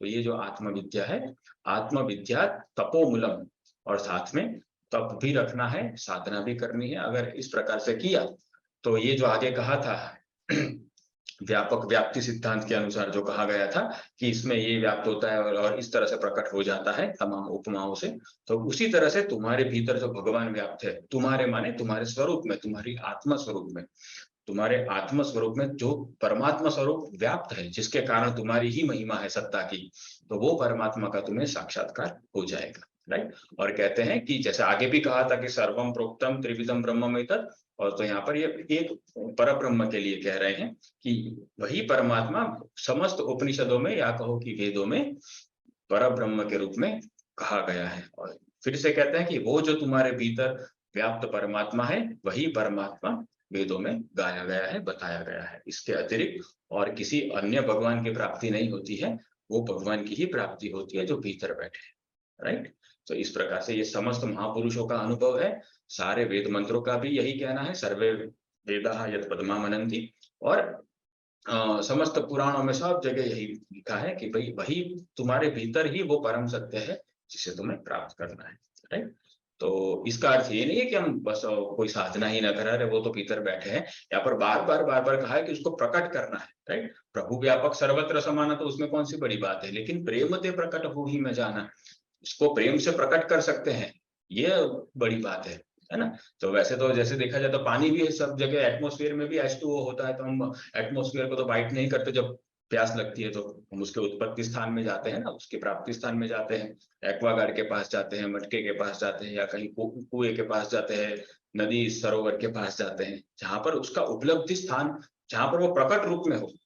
हम सर्वव्यापक तत्व को, पानी तक को इतना सीधा नहीं ग्रहण कर सकते, तो वो जो सबसे सूक्ष्म है, राइट, तो जो महान तत्व का भी कारण है, उसको हम सीधा ऐसे कैसे पकड़ लेंगे, और वो भी इतने स्थूल शरीर इत्यादि से, है ना। संभव ही नहीं है। इसलिए ये आलस्य नहीं करना कह रहे, वो तो व्याप्त है, वो पता चल गया, अब क्या ही चिंता है, वो मेरे भीतर है तो मेरा कल्याण ही होने वाला है ना। ऐसे निरर्थक आशावादी नहीं होना है हमें। इसमें बार बार कहा गया है कि साधना में निरंतरता लानी है, उसमें अपरिवर्तनशीलता रखनी है। तो ये सारे सिद्धांतों को भी साथ में एक्सेप्ट करना है, केवल इतना ही एक्सेप्ट नहीं करना कि भगवान तो सब जगह है, मेरे भीतर भी है, चलो छुट्टी मिली, नहीं, छुट्टी नहीं मिली है। उनको प्रकट करना वो प्रमुख बात है, राइट। उनके साथ व्यवहारात्मक हमें होना है, ठीक, ओके।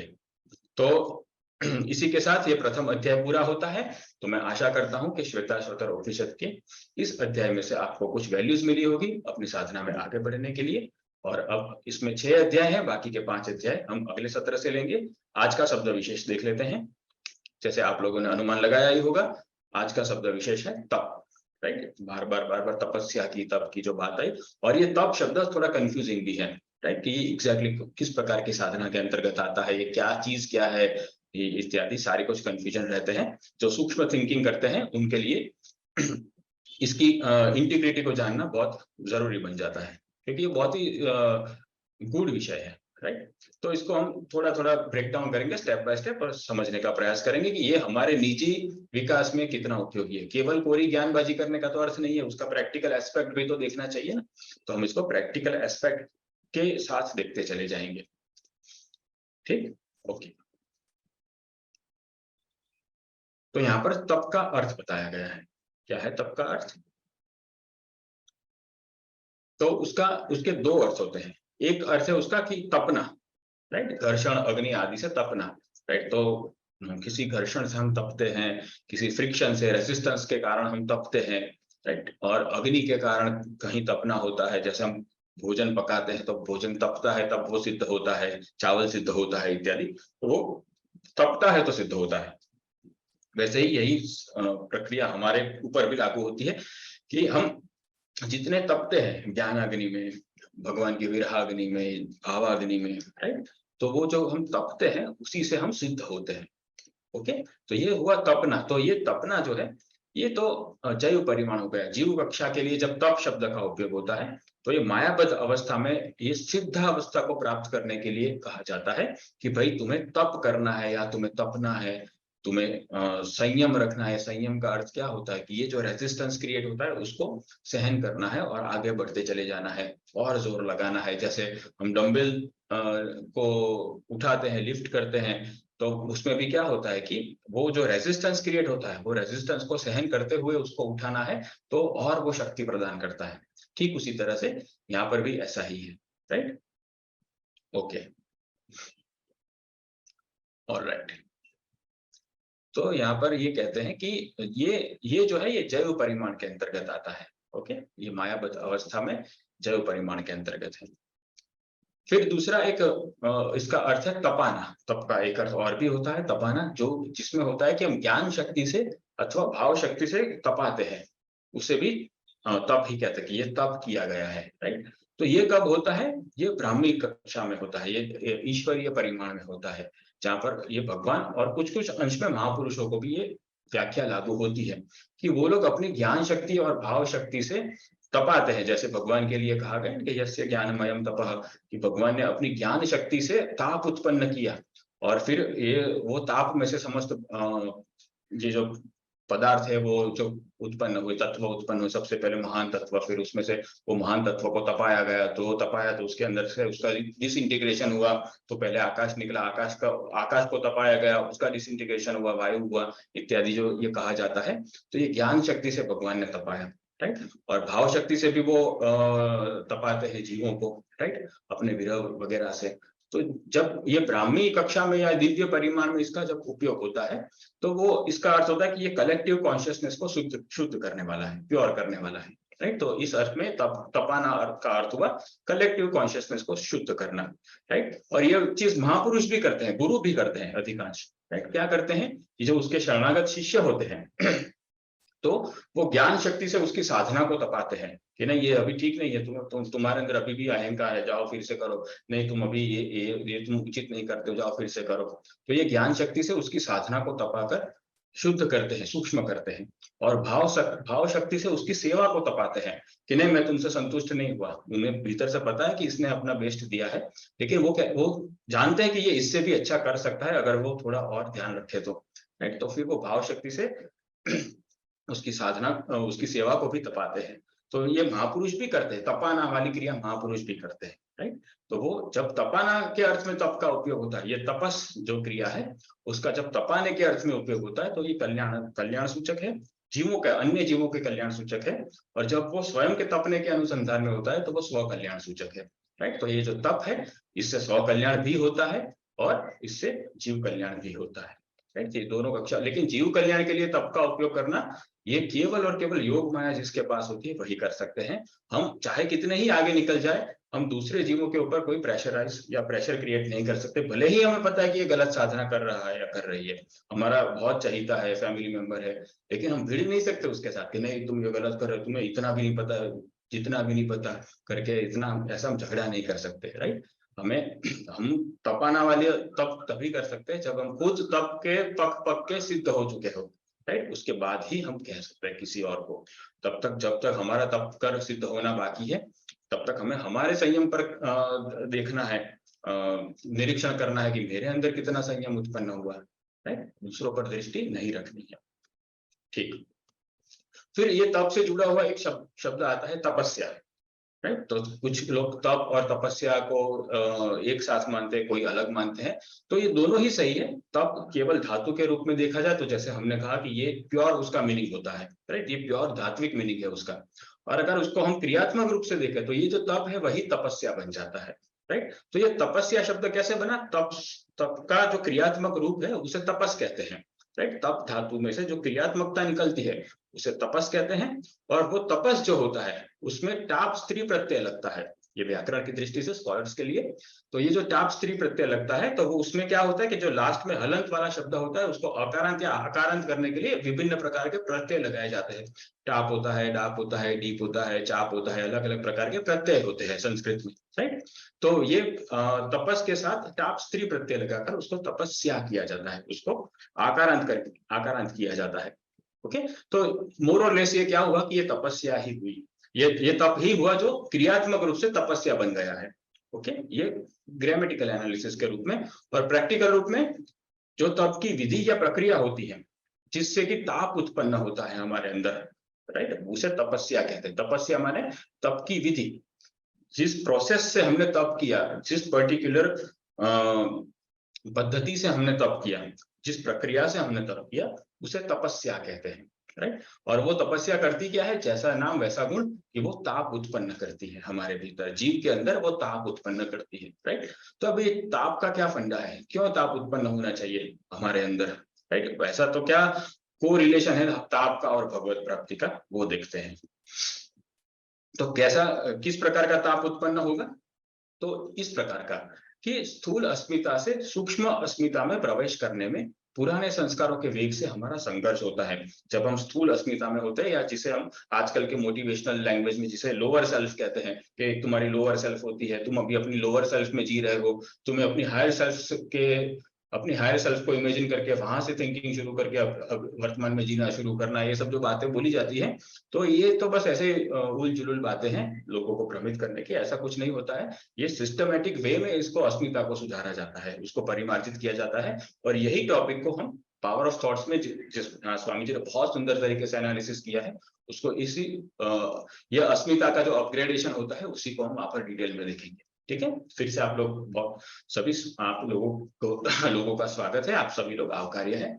तो यहाँ पर स्थूल अस्मिता से सूक्ष्म अस्मिता में जब हम जाते हैं, अर्थात जब हम हमारा परिचय और अच्छा या सत्य से और निकट करते हैं, तो एक घर्षण होता है, क्योंकि हमें आदत है, राइट। हमारी जो स्थूल अस्मिता है उसमें जो हमें आराम मिलता है, जिसे हम कंफर्ट जोन कहते हैं, वो आराम को हम छोड़ना नहीं चाहते, क्योंकि उसके हम आदी हो चुके हैं ना, आदत हो गई है उसकी, कितने ही हैबिचुएटेड हो गए, कितने सालों से कोई अस्मिता तो कितने ही जन्मों से लगी पड़ी है ना, क्यों ही उसको बदलने के लिए प्रयास करना और इतना ताप उत्पन्न करना है, राइट। तो जब हम ऊपर की अवस्था में जाने का प्रयास करते हैं तो वो संघर्ष उत्पन्न होता है, पुराने संस्कारों को काटने, उसके वेग को काटने में, न्यूट्रलाइज करके उसको खंडित करने में एक संघर्ष होता है, राइट। तो ये संघर्ष के कारण हमारे अंदर ताप होता है, ये चैतसिक संघर्ष होता है, और ये जो ताप उत्पन्न होता है वो चैतसिक ताप होता है, राइट। ये ऐसा वैसा वो स्टव चालू कर दिया और अग्नि उत्पन्न हो गई, वैसा ताप नहीं होता, ये बहुत ही सिस्टमैटिक वे में उत्पन्न हुआ चेतना के लेवल का ये ताप होता है, चैतसिक होता है वो,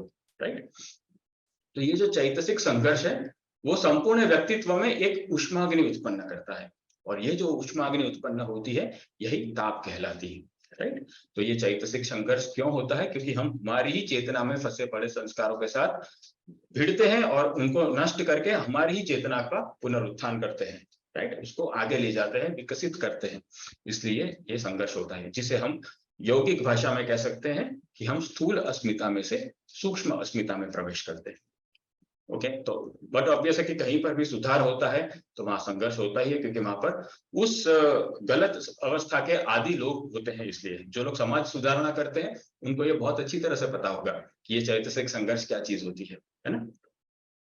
ठीक, तो ये ताप हुआ। अब ये ताप से जुड़ा हुआ एक बल है जिसे तपोबल कहते हैं, राइट। ये भी तपस्या से जुड़ा हुआ, तप से जुड़ा हुआ ही शब्द है, तो तप से जुड़ा हुआ पूरा डायमेंशन हम कवर कर रहे हैं। तो यहाँ पर ये तपोबल की अब बात आती है कि ये भाई इसके अंदर बड़ा ही तपोबल है, इसके अंदर बड़ा ही तपोबल है, राइट। ये तपस्वी है, तो जो तपोबल को धारण करता है उसे तपस्वी कहते हैं, राइट। तो जिसने ताप का स्वीकरण किया है, जिसने ये ताप को अपने अंदर अंगीकार कर लिया है, उसे तपस्वी कहेंगे। तो मोर और लेस छोटे बड़े पैमाने पर सभी तपस्वी होते हैं, लेकिन जिन तपस्वियों की प्रशंसा की जाती है वो बड़े बड़े ताप को सहन करके सुंदर सुंदर अस्मिताओं को धारण करते हैं, वैसे लोगों को तपस्वी अधिकांश कहा जाता है पुराणों में, राइट। तो तपोबल, वो तपस्वी क्यों कहलाता है, क्योंकि उसके पास तपोबल होता है। तो समझने वाली चीज तपोबल है, तपोबल आ जाने के बाद तो वो तपस्वी कहलाएगा ही, तो तपस्वी हो जाना उतनी बड़ी बात नहीं, ये तपोबल मिलना बड़ी बात है। तो ये जो तपोबल है ये दो प्रकार के होते हैं, राइट। एक होता है पूर्व तपोबल। पूर्व तपोबल माने पहले का तपोबल, पूर्व माने पहले का, करेक्ट। तो ये क्या होता है कि ताप सहन करने का बल। मानो हम कोई साधना करने जाते हैं, कोई जहां पर हमें पता ही है कि हमें हमारे ही संस्कारों से भिड़ना है, किसी और के संस्कारों से नहीं भिड़ना है, तो वहां पर हमें ये संस्कारों का एक वेग जो संघर्ष उत्पन्न करता है, उसे हमें सहन तो करना पड़ेगा, वरना तो हम पिचक जाएंगे और हम कहेंगे नहीं भाई, मेरी तो जो पुरानी वाली सेल्फ थी वही कंफर्ट जोन मेरे लिए ठीक है, मैं तो ये झगड़े में पढ़ूंगा ही नहीं या पढ़ूंगी नहीं, मुझे नहीं करनी भगवत प्राप्ति, नहीं चाहिए मुझे कोई गुरु, राइट, ऐसा कह देंगे हम, क्योंकि हम ताप सहन नहीं कर सकते। तो ये तपस्या को जारी रखने के लिए, उसको निरंतर रखने के लिए, जैसे ऋचा ने कहा, वैसे निरंतर रखने के लिए एक तो हमारे अंदर क्वालिफिकेशन या एक एनर्जी तो होनी चाहिए, सस्टेनेंस एनर्जी, राइट। तो ये पूर्व तपोबल है कि तपस्या को पूर्ण करने के लिए भी एक बल चाहिए, राइट। तो वो जो तपोबल है उसे ताप सहन करने का बल कहते हैं। ये कैसे उत्पन्न होगा हमारे अंदर? ये जैसे श्री कृष्ण ने कहा ना भगवत गीता में, दुख दोषानुदर्शन से होगा ये, राइट। संसार में दुख है और उसके दोषों का अनुदर्शन करना है, और उससे हमारी अस्मिता में परिवर्तन करने का हमें बल मिलेगा, राइट। जैसे भगवत गीता में श्री कृष्ण ने कहा ना कि जन्म मृत्यु जरा व्याधि दुख दोषानुदर्शनम, राइट, 13वें अध्याय का 9वां श्लोक। तो उसमें उन्होंने कहा कि जो दुख दोषानुदर्शन करना है, बार बार देखना है कि ये दुख है, और इसे हमें जन्म मृत्यु जरा व्याधि के दुख को देखना है, प्लस हमें जिन जिन वस्तुओं की प्राप्ति होती है वो छीन जाती है, वो परमानेंटली रहती नहीं है, वो अपने आप में ही नाशवान है। अगर हम उसको पूरा का पूरा वैक्यूम में भी रखे, जैसे कोहिनूर को वैक्यूम में रखा गया है, तो वो तो भी एक दिन ऐसा आएगा कि वो अपने आप में ही जर्जरित होने लगेगा, राइट। तो वो वहीं पर वो वैक्यूम बॉक्स में ही पड़ा पड़ा वो खत्म हो जाएगा, वो मिट्टी हो जाएगा, राइट। और उतनी आयु नहीं है कि हम 25-50 लाख साल तक हम उसके लिए वेट करें, लेकिन ये होगा, ये सबको पता है, राइट।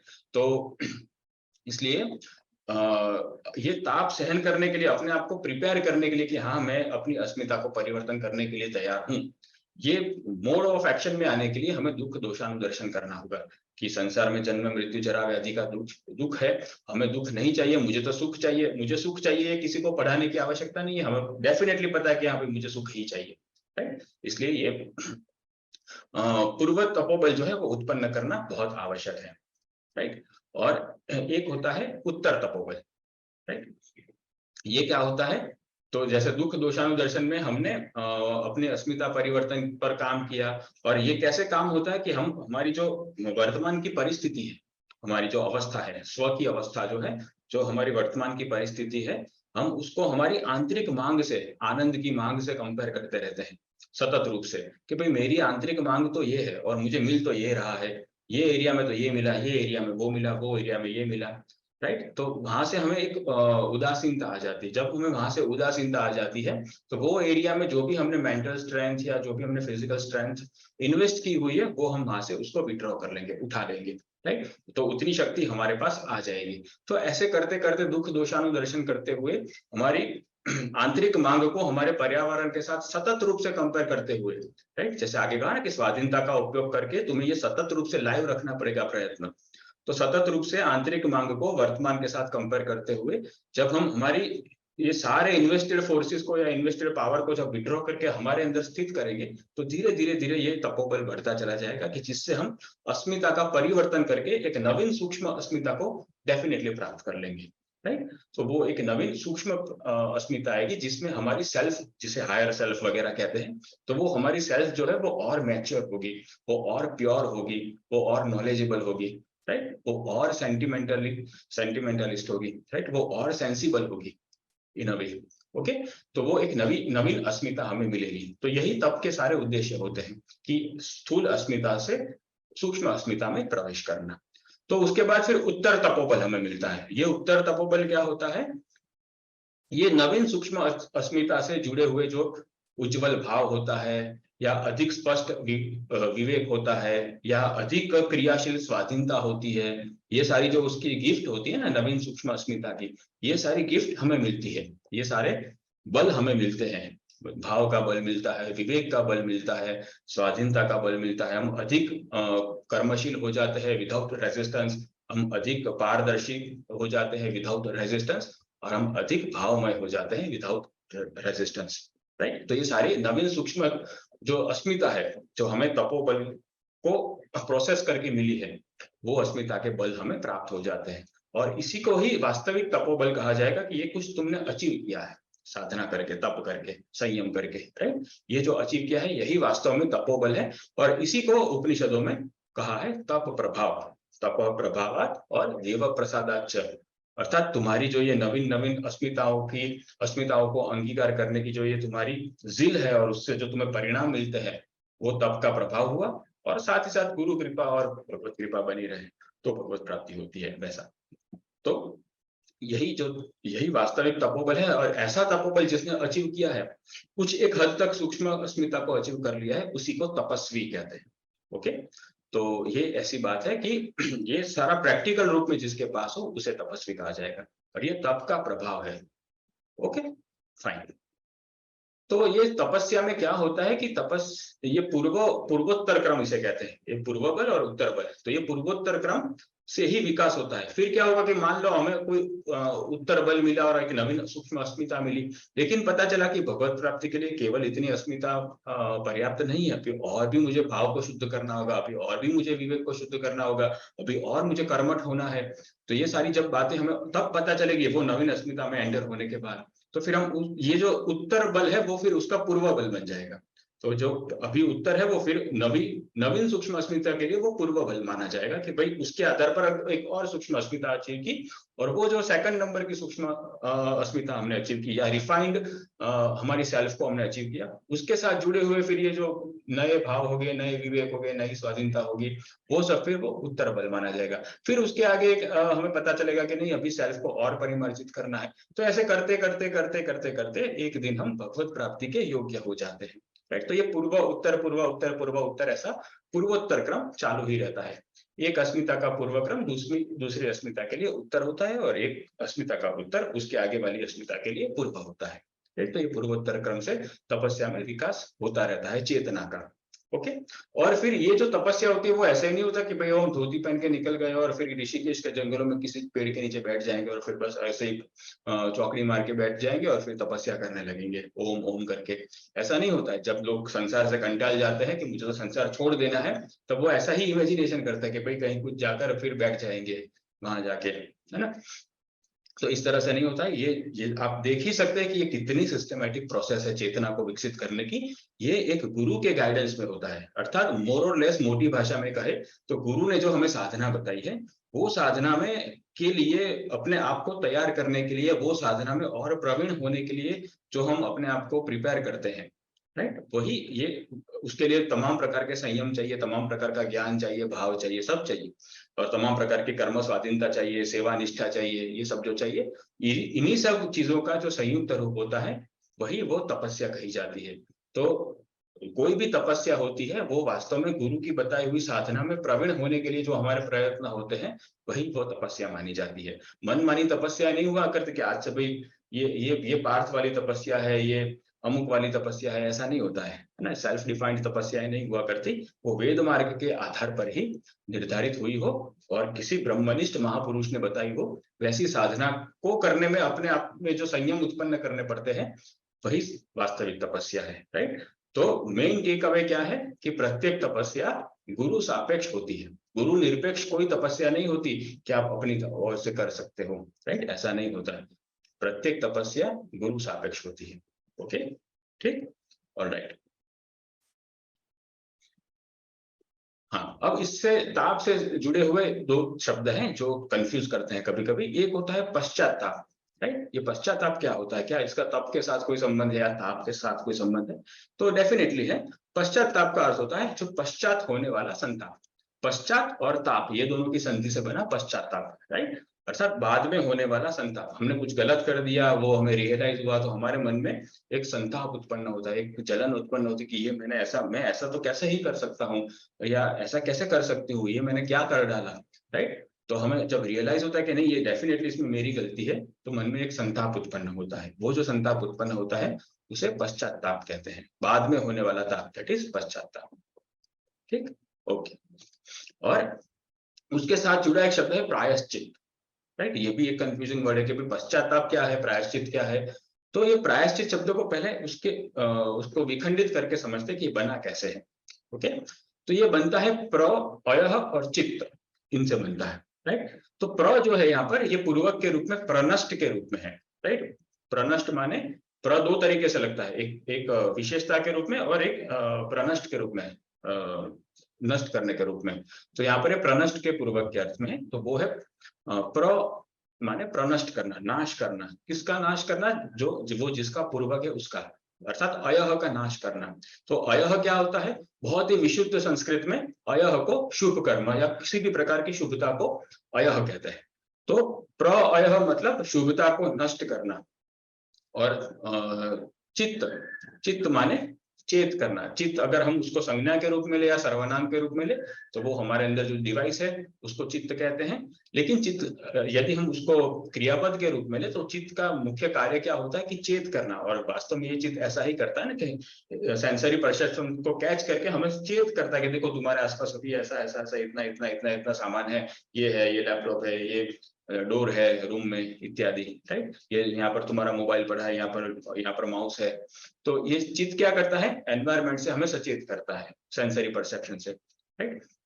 और चित्त का एक अर्थ ये भी होता है कि चेत करना क्रियापद के रूप में। तो हमने ये चेत किया कि हमसे कुछ एक शुभता थी संसार में जो हमसे नष्ट हो गई है। तो अब वो शुभता को विस्थापित करने के लिए हम जो कर्म करते हैं, राइट, उसे कहते हैं प्रायश्चित कर्म। अर्थात प्रायश्चित माने वो ऐसे कर्म कि जो हमने जो शुभता को डिस्ट्रॉय किया था उसको अब हम रिस्टोर करते हैं। और उसमें एक विधान होता है कि तुमने जितनी शुभता को डिस्ट्रॉय किया था उससे अधिक ही तुम्हें रिस्टोर करनी है, राइट, ताकि तुम दोबारा वो गलती ना करो। जैसे हमें पाप कर्म मिलते हैं तो हमें वहां पर बहुत सिखाया जाता है दंड दे देकर कि भाई तुम आप दोबारा ऐसा ना करो। पुण्य कर्म मिलते हैं तो भी वहां पर बड़ी उदारता से वो पुण्य कर्मों का फल दिया जाता है ताकि हम फिर से प्रेरित हो कि भाई जब भी फिर से मृत्यु लोक में जाएंगे ऐसा ही एटलीस्ट इतना तो पुण्य कर्म करेंगे ही करेंगे ताकि हम और नीचे न चले जाएं। तो इन अ वे यहाँ पर विधान ये है कि प्रायश्चित कर्म का अर्थ होता है कि तुम्हें ये चेत करना है कि तुमने कितनी शुभता को नष्ट किया है और उससे अनेक गुना अधिक शुभता को तुम्हें फिर से रिस्टोर करना है, उसे कहते हैं प्रायश्चित कर्म, राइट। और ये प्रायश्चित कर्म कैसे कितना हुआ और ये इसको सर्टिफाई कौन करता है, वेरीफाई कौन करता है इत्यादि, तो वो जनरली जो कुल गुरु होते हैं वो वेरीफाई करते हैं अपने ज्ञान के आधार पर। या तो फिर कोई श्रोत्रिय ब्रह्मनिष्ठ गुरु ही है हमारे, तो वो सब कुछ ये संभाल लेते हैं और हमें वो कहते हैं बस कि तुम इतना कर दो, बस बाकी सब वो हो जाता है। या तो फिर कर्मदेव जो होते हैं, जो कर्मदेवों का जो लोक होता है, वहां के जो कर्मदेव होते हैं प्रमुखतः ये प्रायश्चित कर्म इत्यादि का कार्य भी वही देखते हैं, राइट। तो ये बहुत सारी अथॉरिटीज होती है जिसके पास ये एक्सेस है इसको बैलेंस करने का। तो इन अ वे ये प्रायश्चित कर्म हुए जिसके प्रॉपर विधि विधान है प्रायश्चित कर्म करने के। ये भी एक प्रकार की तपस्या ही है और ये मनमानी नहीं है, इसमें भी वैदिक नियमों के अनुसार प्रायश्चित होना चाहिए, तभी जाकर वो जो शुभता है वो रिस्टोर हो पाएगी, राइट। तो कलेक्टिव कॉन्शियसनेस के लेवल पर अगर वेदों में बताया हुआ है उस सिद्धांत के अनुसार करेंगे तो ही। तो इस प्रकार से ये पश्चाताप और प्रायश्चित दोनों ही मोर और लेस तप के साथ ही जुड़ी हुई एक्टिविटीज है। लेकिन पश्चाताप का अर्थ होता है केवल मानसिक संताप, राइट। और मानसिक संताप होने के बाद फिर जो हम कैलकुलेशन लगाते हैं प्रैक्टिकल कि भाई कितना नुकसान हुआ है, अब मुझे कितना करना है, ये सब प्रायश्चित होता है। वो ये पश्चाताप है मानस क्रिया है और ये प्रायश्चित है वो कर्म है जिसको हमें एग्जीक्यूट करना होता है, राइट। वो रियल वर्ल्ड में हमें एग्जीक्यूट करना होता है, ठीक। तो इस तरह से ये तप का पूरा डायमेंशन हमने कवर किया, तपस्वी इत्यादि सारा कुछ। तो मैं आशा करता हूं कि आपको तप के विषय में जो कुछ भी शंकाएं होगी वो दूर हो गई होगी, राइट। तो तपस्या कौन सी साधना के अंतर्गत आता है इत्यादि जो कहा, तो तपस्या अल्टीमेटली गुरु की निर्दिष्ट साधना ही होती है और वो साधना या तो ज्ञान प्रदान होती है या तो कर्म या तो भाव प्रदान होती है, राइट। और जो पूर्व जन्मों में असुर लोग वगैरह तपस्या करते थे तो वो जो तपस्या करते थे वो केवल अपने भीतर वाले जो अपने भीतर जो तपोबल था वो तपोबल को ही बस विकसित करने वाली साधना करते थे, राइट। तो उसके लिए वो मेनली वो ज्ञान प्रधान साधना होती है क्योंकि वो विवेक के आधार पर हुआ करता था, राइट। उसकी शुरुआत होती थी हठ योग से किसी एक जिद के आधार पर कि भाई मैं एक अंगूठे पर ही खड़ा रहूंगा या मैं केवल पानी पीकर ही रहूंगा इत्यादि, लेकिन उसके बाद फिर धीरे धीरे सूक्ष्मताएं आती चली जाती है और फिर उसको पता चलता चला जाता है कि अभी अगर मुझे अब वो ऐसा वाला वरदान चाहिए या ऐसी वाली शक्ति चाहिए, तो अब मुझे इस प्रकार आगे बढ़ना होगा। या फिर उनके वो असुरों के गुरु उनको समझाते, या पूर्व काल में किसी असुर ने अपने असुर गुरु के माध्यम से वो प्रकार की तपस्या सिद्ध की हुई है, तो वो भी उसको रिपीट करता है इत्यादि। इन वे ये गुरु के निर्देशन में ही होता है, चाहे फिर हम वो मनुष्य के गुरु हो, चाहे फिर वो देवता के गुरु हो, चाहे वो असुरों के गुरु हो। ये एक गुरु निर्दिष्ट मार्ग है, एक गुरु सापेक्ष पद्धति है। ठीक है, ये मनमाना नहीं हुआ करता, चाहे असुर ही क्यों ना हो, फिर भी ये मनमाना नहीं होता है। ठीक, ओके। तो यहाँ पर ये तप शब्द का शब्द विशेष भी पूरा हुआ। अब आज का उपनिषद सार देख लेते हैं। 5 उपनिषद सार हैं, आप लोगों को ही पढ़ने हैं, तो आप लोग हैंड रेस्ट कर सकते हैं, हम बारी बारी से सबको चांस देंगे। ठीक है,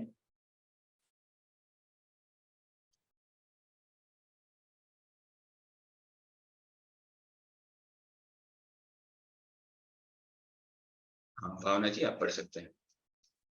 सॉरी, राधे राधे भैया। माया में तीनों शरीरों के भोग्य पदार्थ के अतिरिक्त अन्य कुछ नहीं है। जीवात्मा जब माया को भोगता है तो वह माया के वैश्विक नियमों में बंध जाता है। माया और जीवात्मा इन दोनों के प्रेरक भगवान को जब जीव गुरु सेवा के माध्यम से सर्व समर्पण कर देता है, तभी वह भगवान की नित्य सेवा प्राप्त कर सकता है। माया मुक्ति के लिए इसके अतिरिक्त अन्य कुछ ज्ञातव्य तत्व नहीं है। राधे राधे। राधे राधे। तो एतज ज्ञेयम के अर्थ में हमने देखा कि बस इतना ही जानना है। ठीक है, ओके। यस, अभिषेक भैया आप पढ़ सकते हैं। राधे राधे भैया। काष्ठ में अग्नि की व्याप्ति और दूध में घी की व्याप्ति प्रत्यक्ष नहीं होती, तथापि हम अग्नि व घी की सत्ता को नकार नहीं सकते, क्योंकि उचित उपायों से वह गूढ़ अग्नि और घी को प्रकट किया जा सकता है। इसी प्रकार भगवत प्राप्ति की उचित साधना से सर्वव्यापक निगूढ़ परमेश्वर भी प्रत्यक्ष व्यवहार हो जाते हैं। राधे राधे। राधे राधे, धन्यवाद। It was a nice reading. आगे चलते हैं। हाँ, शुभ्रदास जी आप इसे पढ़ सकते हैं। राधे राधे भैया। तप यदि जैव कक्षा का हो तो वह अस्मिता को परिमार्जित करता है। यदि वह तप ब्राह्मी कक्षा का हो तो वह जीवों की समूह चेतना को परिमार्जित करके ब्रह्म को रस देता है। राधे राधे। राधे राधे। यस, तो ये बहुत समझने वाली बात है कि तप अगर जीव कक्षा का हो तो वो हमारा कल्याण करता है, और अगर वो तपाने के अर्थ में हो, योग माया से करवाया गया हो, तो भाव शक्ति या ज्ञान शक्ति से युक्त हो, दिव्य वाली, तो फिर वो जीव कल्याण करता है। और उससे एक जो आनंद की एक लहर उत्पन्न होती है जीवों का कल्याण होने से, उससे भगवान को ही तृप्ति मिलती है। इसीलिए महापुरुष इतने लगे पड़े होते हैं जीवों का कल्याण करने के लिए, कि एक तो उनका करुणा का स्वभाव तो होता ही है, वो तो बहुत सरफेस लेवल की बात हो गई, लेकिन भीतर एक ऐसा उनका स्वार्थ होता है कि अगर इसकी भगवत प्राप्ति हो गई तो भगवान को एक नित्य काल के लिए सुख देने वाला एक एजेंट क्रिएट हो जाएगा। तो सोचो कितने मेरे प्रियतम खुश होंगे। तो वो प्रियतम को खुश करने वाली बात अधिक होती है उसमें, राइट। अपना धौंस जमा कर अपने ज्ञान जाड़ने वाली बात नहीं होती, प्रियतम को ही खुश करने वाली बात होती है सिद्ध महापुरुषों में। ठीक है, ओके, आगे चलते हैं। हाँ, राहुल जी आप पढ़ सकते हैं। राधे राधे। संसार में दुख दोषानुदर्शन करने से तथा स्वयं की आनंद की आंतरिक मांग की हमारी वर्तमान परिस्थिति से तुलना करने पर आत्म सुधार के लिए आवश्यक बल की प्राप्ति स्वतः हो जाती है। राधे राधे। राधे, धन्यवाद। ठीक, अब ये लास्ट है आज का, पहले अध्याय का भी लास्ट है। तुषार भैया आप पढ़ सकते हैं। राधे राधे भैया। कोई भी तपस्या मनमानी नहीं होनी चाहिए। गुरु निर्दिष्ट साधना को तथा गुरु की सेवा को विकसित करने में जो ज्ञान बल और भाव बल में स्वयं को तपाया जाता है वही सर्वोच्च तपस्या है। Radhe Radhe. Radhe. Nice reading again. तो सर्वोच्च तपस्या यही है कि भाई ऋषिकेश नहीं भागना है, राइट, वरना फिर एक एक पेड़ के लिए वहां पर दाम लगेंगे भी, एक ये पेड़ के नीचे तपस्या करनी हो तो 1 लाख देना पड़ेगा इत्यादि, पेड़ कम हो जाएंगे, सारे लोग ऋषिकेश भाग जाएंगे तो, राइट, हिमालय चले जाएंगे। तो तात्पर्य यही है कि किसी गुरु ने भगवत प्राप्ति के लिए एक मार्ग प्रशस्त किया है, वो मार्ग पर चलने में जो हमें आलस्य आती है और हमारे ही संस्कारों से भिड़ने में हमें जो ज्ञान की और भाव की कमी आती है, वो कमी को ही वो ज्ञान और भाव को ही बढ़ाकर वो कमी को पूरा करना है, राइट। और यही सर्वश्रेष्ठ तपस्या है, इसमें बहुत बड़ा संयम चाहिए, यही श्रेष्ठ तपस्या है, ठीक है। ओके, तो ये आज का उपनिषद सार पूरा हुआ। अब हम होमवर्क भी देख लेते हैं जरा, आज का क्या करना है आप लोगों को। स्वाध्याय कंडिका आज बहुत सिंपल सी बात है कि साधना और सेवा को बढ़ाने में पुराने संस्कारों के वेग का जो ताप सहन करना है वही वास्तविक हरि गुरु भक्ति है, राइट। गुरु भक्ति, गुरु को इसी में विशेष रस मिलता है, राइट। 5-25 करोड़ दे दिए, चलो बहुत अच्छी बात है, क्योंकि उसको भी उत्पन्न करने में तुमने कुछ ना कुछ ताप तो सहन किया ही होगा, लेकिन मुख्य बात यह है कि संस्कारों को काट कर नवीन अस्मिता प्राप्त करनी है, जो और कम अहंकार से युक्त हो। जितनी अस्मिता सूक्ष्म होती है वो तत्वतः अहंकार से कम होती है, फिर बाद में उसमें स्थूलता अगर कोई जुड़ जाए, किसी स्थूल पदार्थ की आसक्ति जुड़ जाए तो फिर वो बहुत बड़ा अहंकार का रूप ले सकती है। लेकिन मुख्य बात यह है कि हमें सूक्ष्मतर अस्मिता गुरु निर्दिष्ट साधना से प्राप्त करते हुए यही समझना है कि अगर ऐसा कर लिया तो ही मैंने हरि गुरु की ठीक ठीक भक्ति की है। तो ये ज्ञान को धारण करके हमें निरंतर साधना सेवा में रत रहना है, साधना भी करनी है और जहां जहां अवसर मिले क्रियात्मक सेवाएं भी करनी है या द्रव्यात्मक सेवाएं भी करनी है, ठीक है। तो यही आज का होमवर्क है। तो ये सत्र आज का पूरा होता है। अब हम जय घोष कर लेते हैं। बोलिए भक्ति योग रसावतार जगत गुरुतम श्री कृपालु महाप्रभु की जय। वेद स्वरूप भगवान श्री कृष्ण की जय। जय जय श्री राधे, जय जय श्री राधे, जय जय श्री राधे।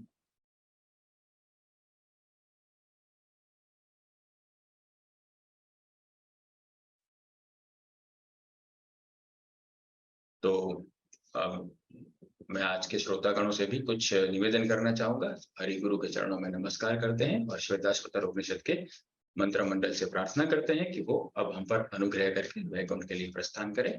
और आप सभी लोग जो सुंदर श्रोतागण आए हैं, आपसे मैं संबोधन करना चाहूंगा कि आप लोग अंत तक रुके रहते हैं, पधारते हैं, ये सब मेरे लिए बहुत ही उत्साहवर्धक है। आप लोगों का हार्दिक धन्यवाद इसके लिए। और आप सभी के मंगल कल्याण की कामना के साथ जेके योग इंडिया की टीम की ओर से आपका आने वाला समय शुभ भक्ति में भी बीते, इसी शुभकामना के साथ आपको राधे राधे। और मैं अब चैट बॉक्स देख लेता हूँ फटाफट, फिर हम सत्र को क्लोज करेंगे। अगले उपनिषद सत्र में हम थोड़ा टाइम रखेंगे कि हम क्वेश्चन आंसर को भी चांस दे पाए। 2-3 सप्ताह से हम नहीं दे पाते, मैं नोटिस कर ही रहा हूँ। तो अगला जो दूसरा अध्याय शुरू होगा उसमें हम मंत्र कम रखेंगे और पीछे का सेशन ज्यादा रखेंगे, ठीक है। Okay, alright. फिर से आप लोग जो जाना चाहते हैं, आप मंगलवार को अवश्य आना। बहुत सुंदर सत्र शुरू होने जा रहा है पूज्य स्वामी जी की इतनी सुंदर और प्रख्यात पुस्तक में से, राइट। ये हम सबका प्रिविलेज होगा कि हमें ये पुस्तक पर कुछ डीप इंसाइट से बातें करने का अवसर मिलेगा, ठीक है। ओके।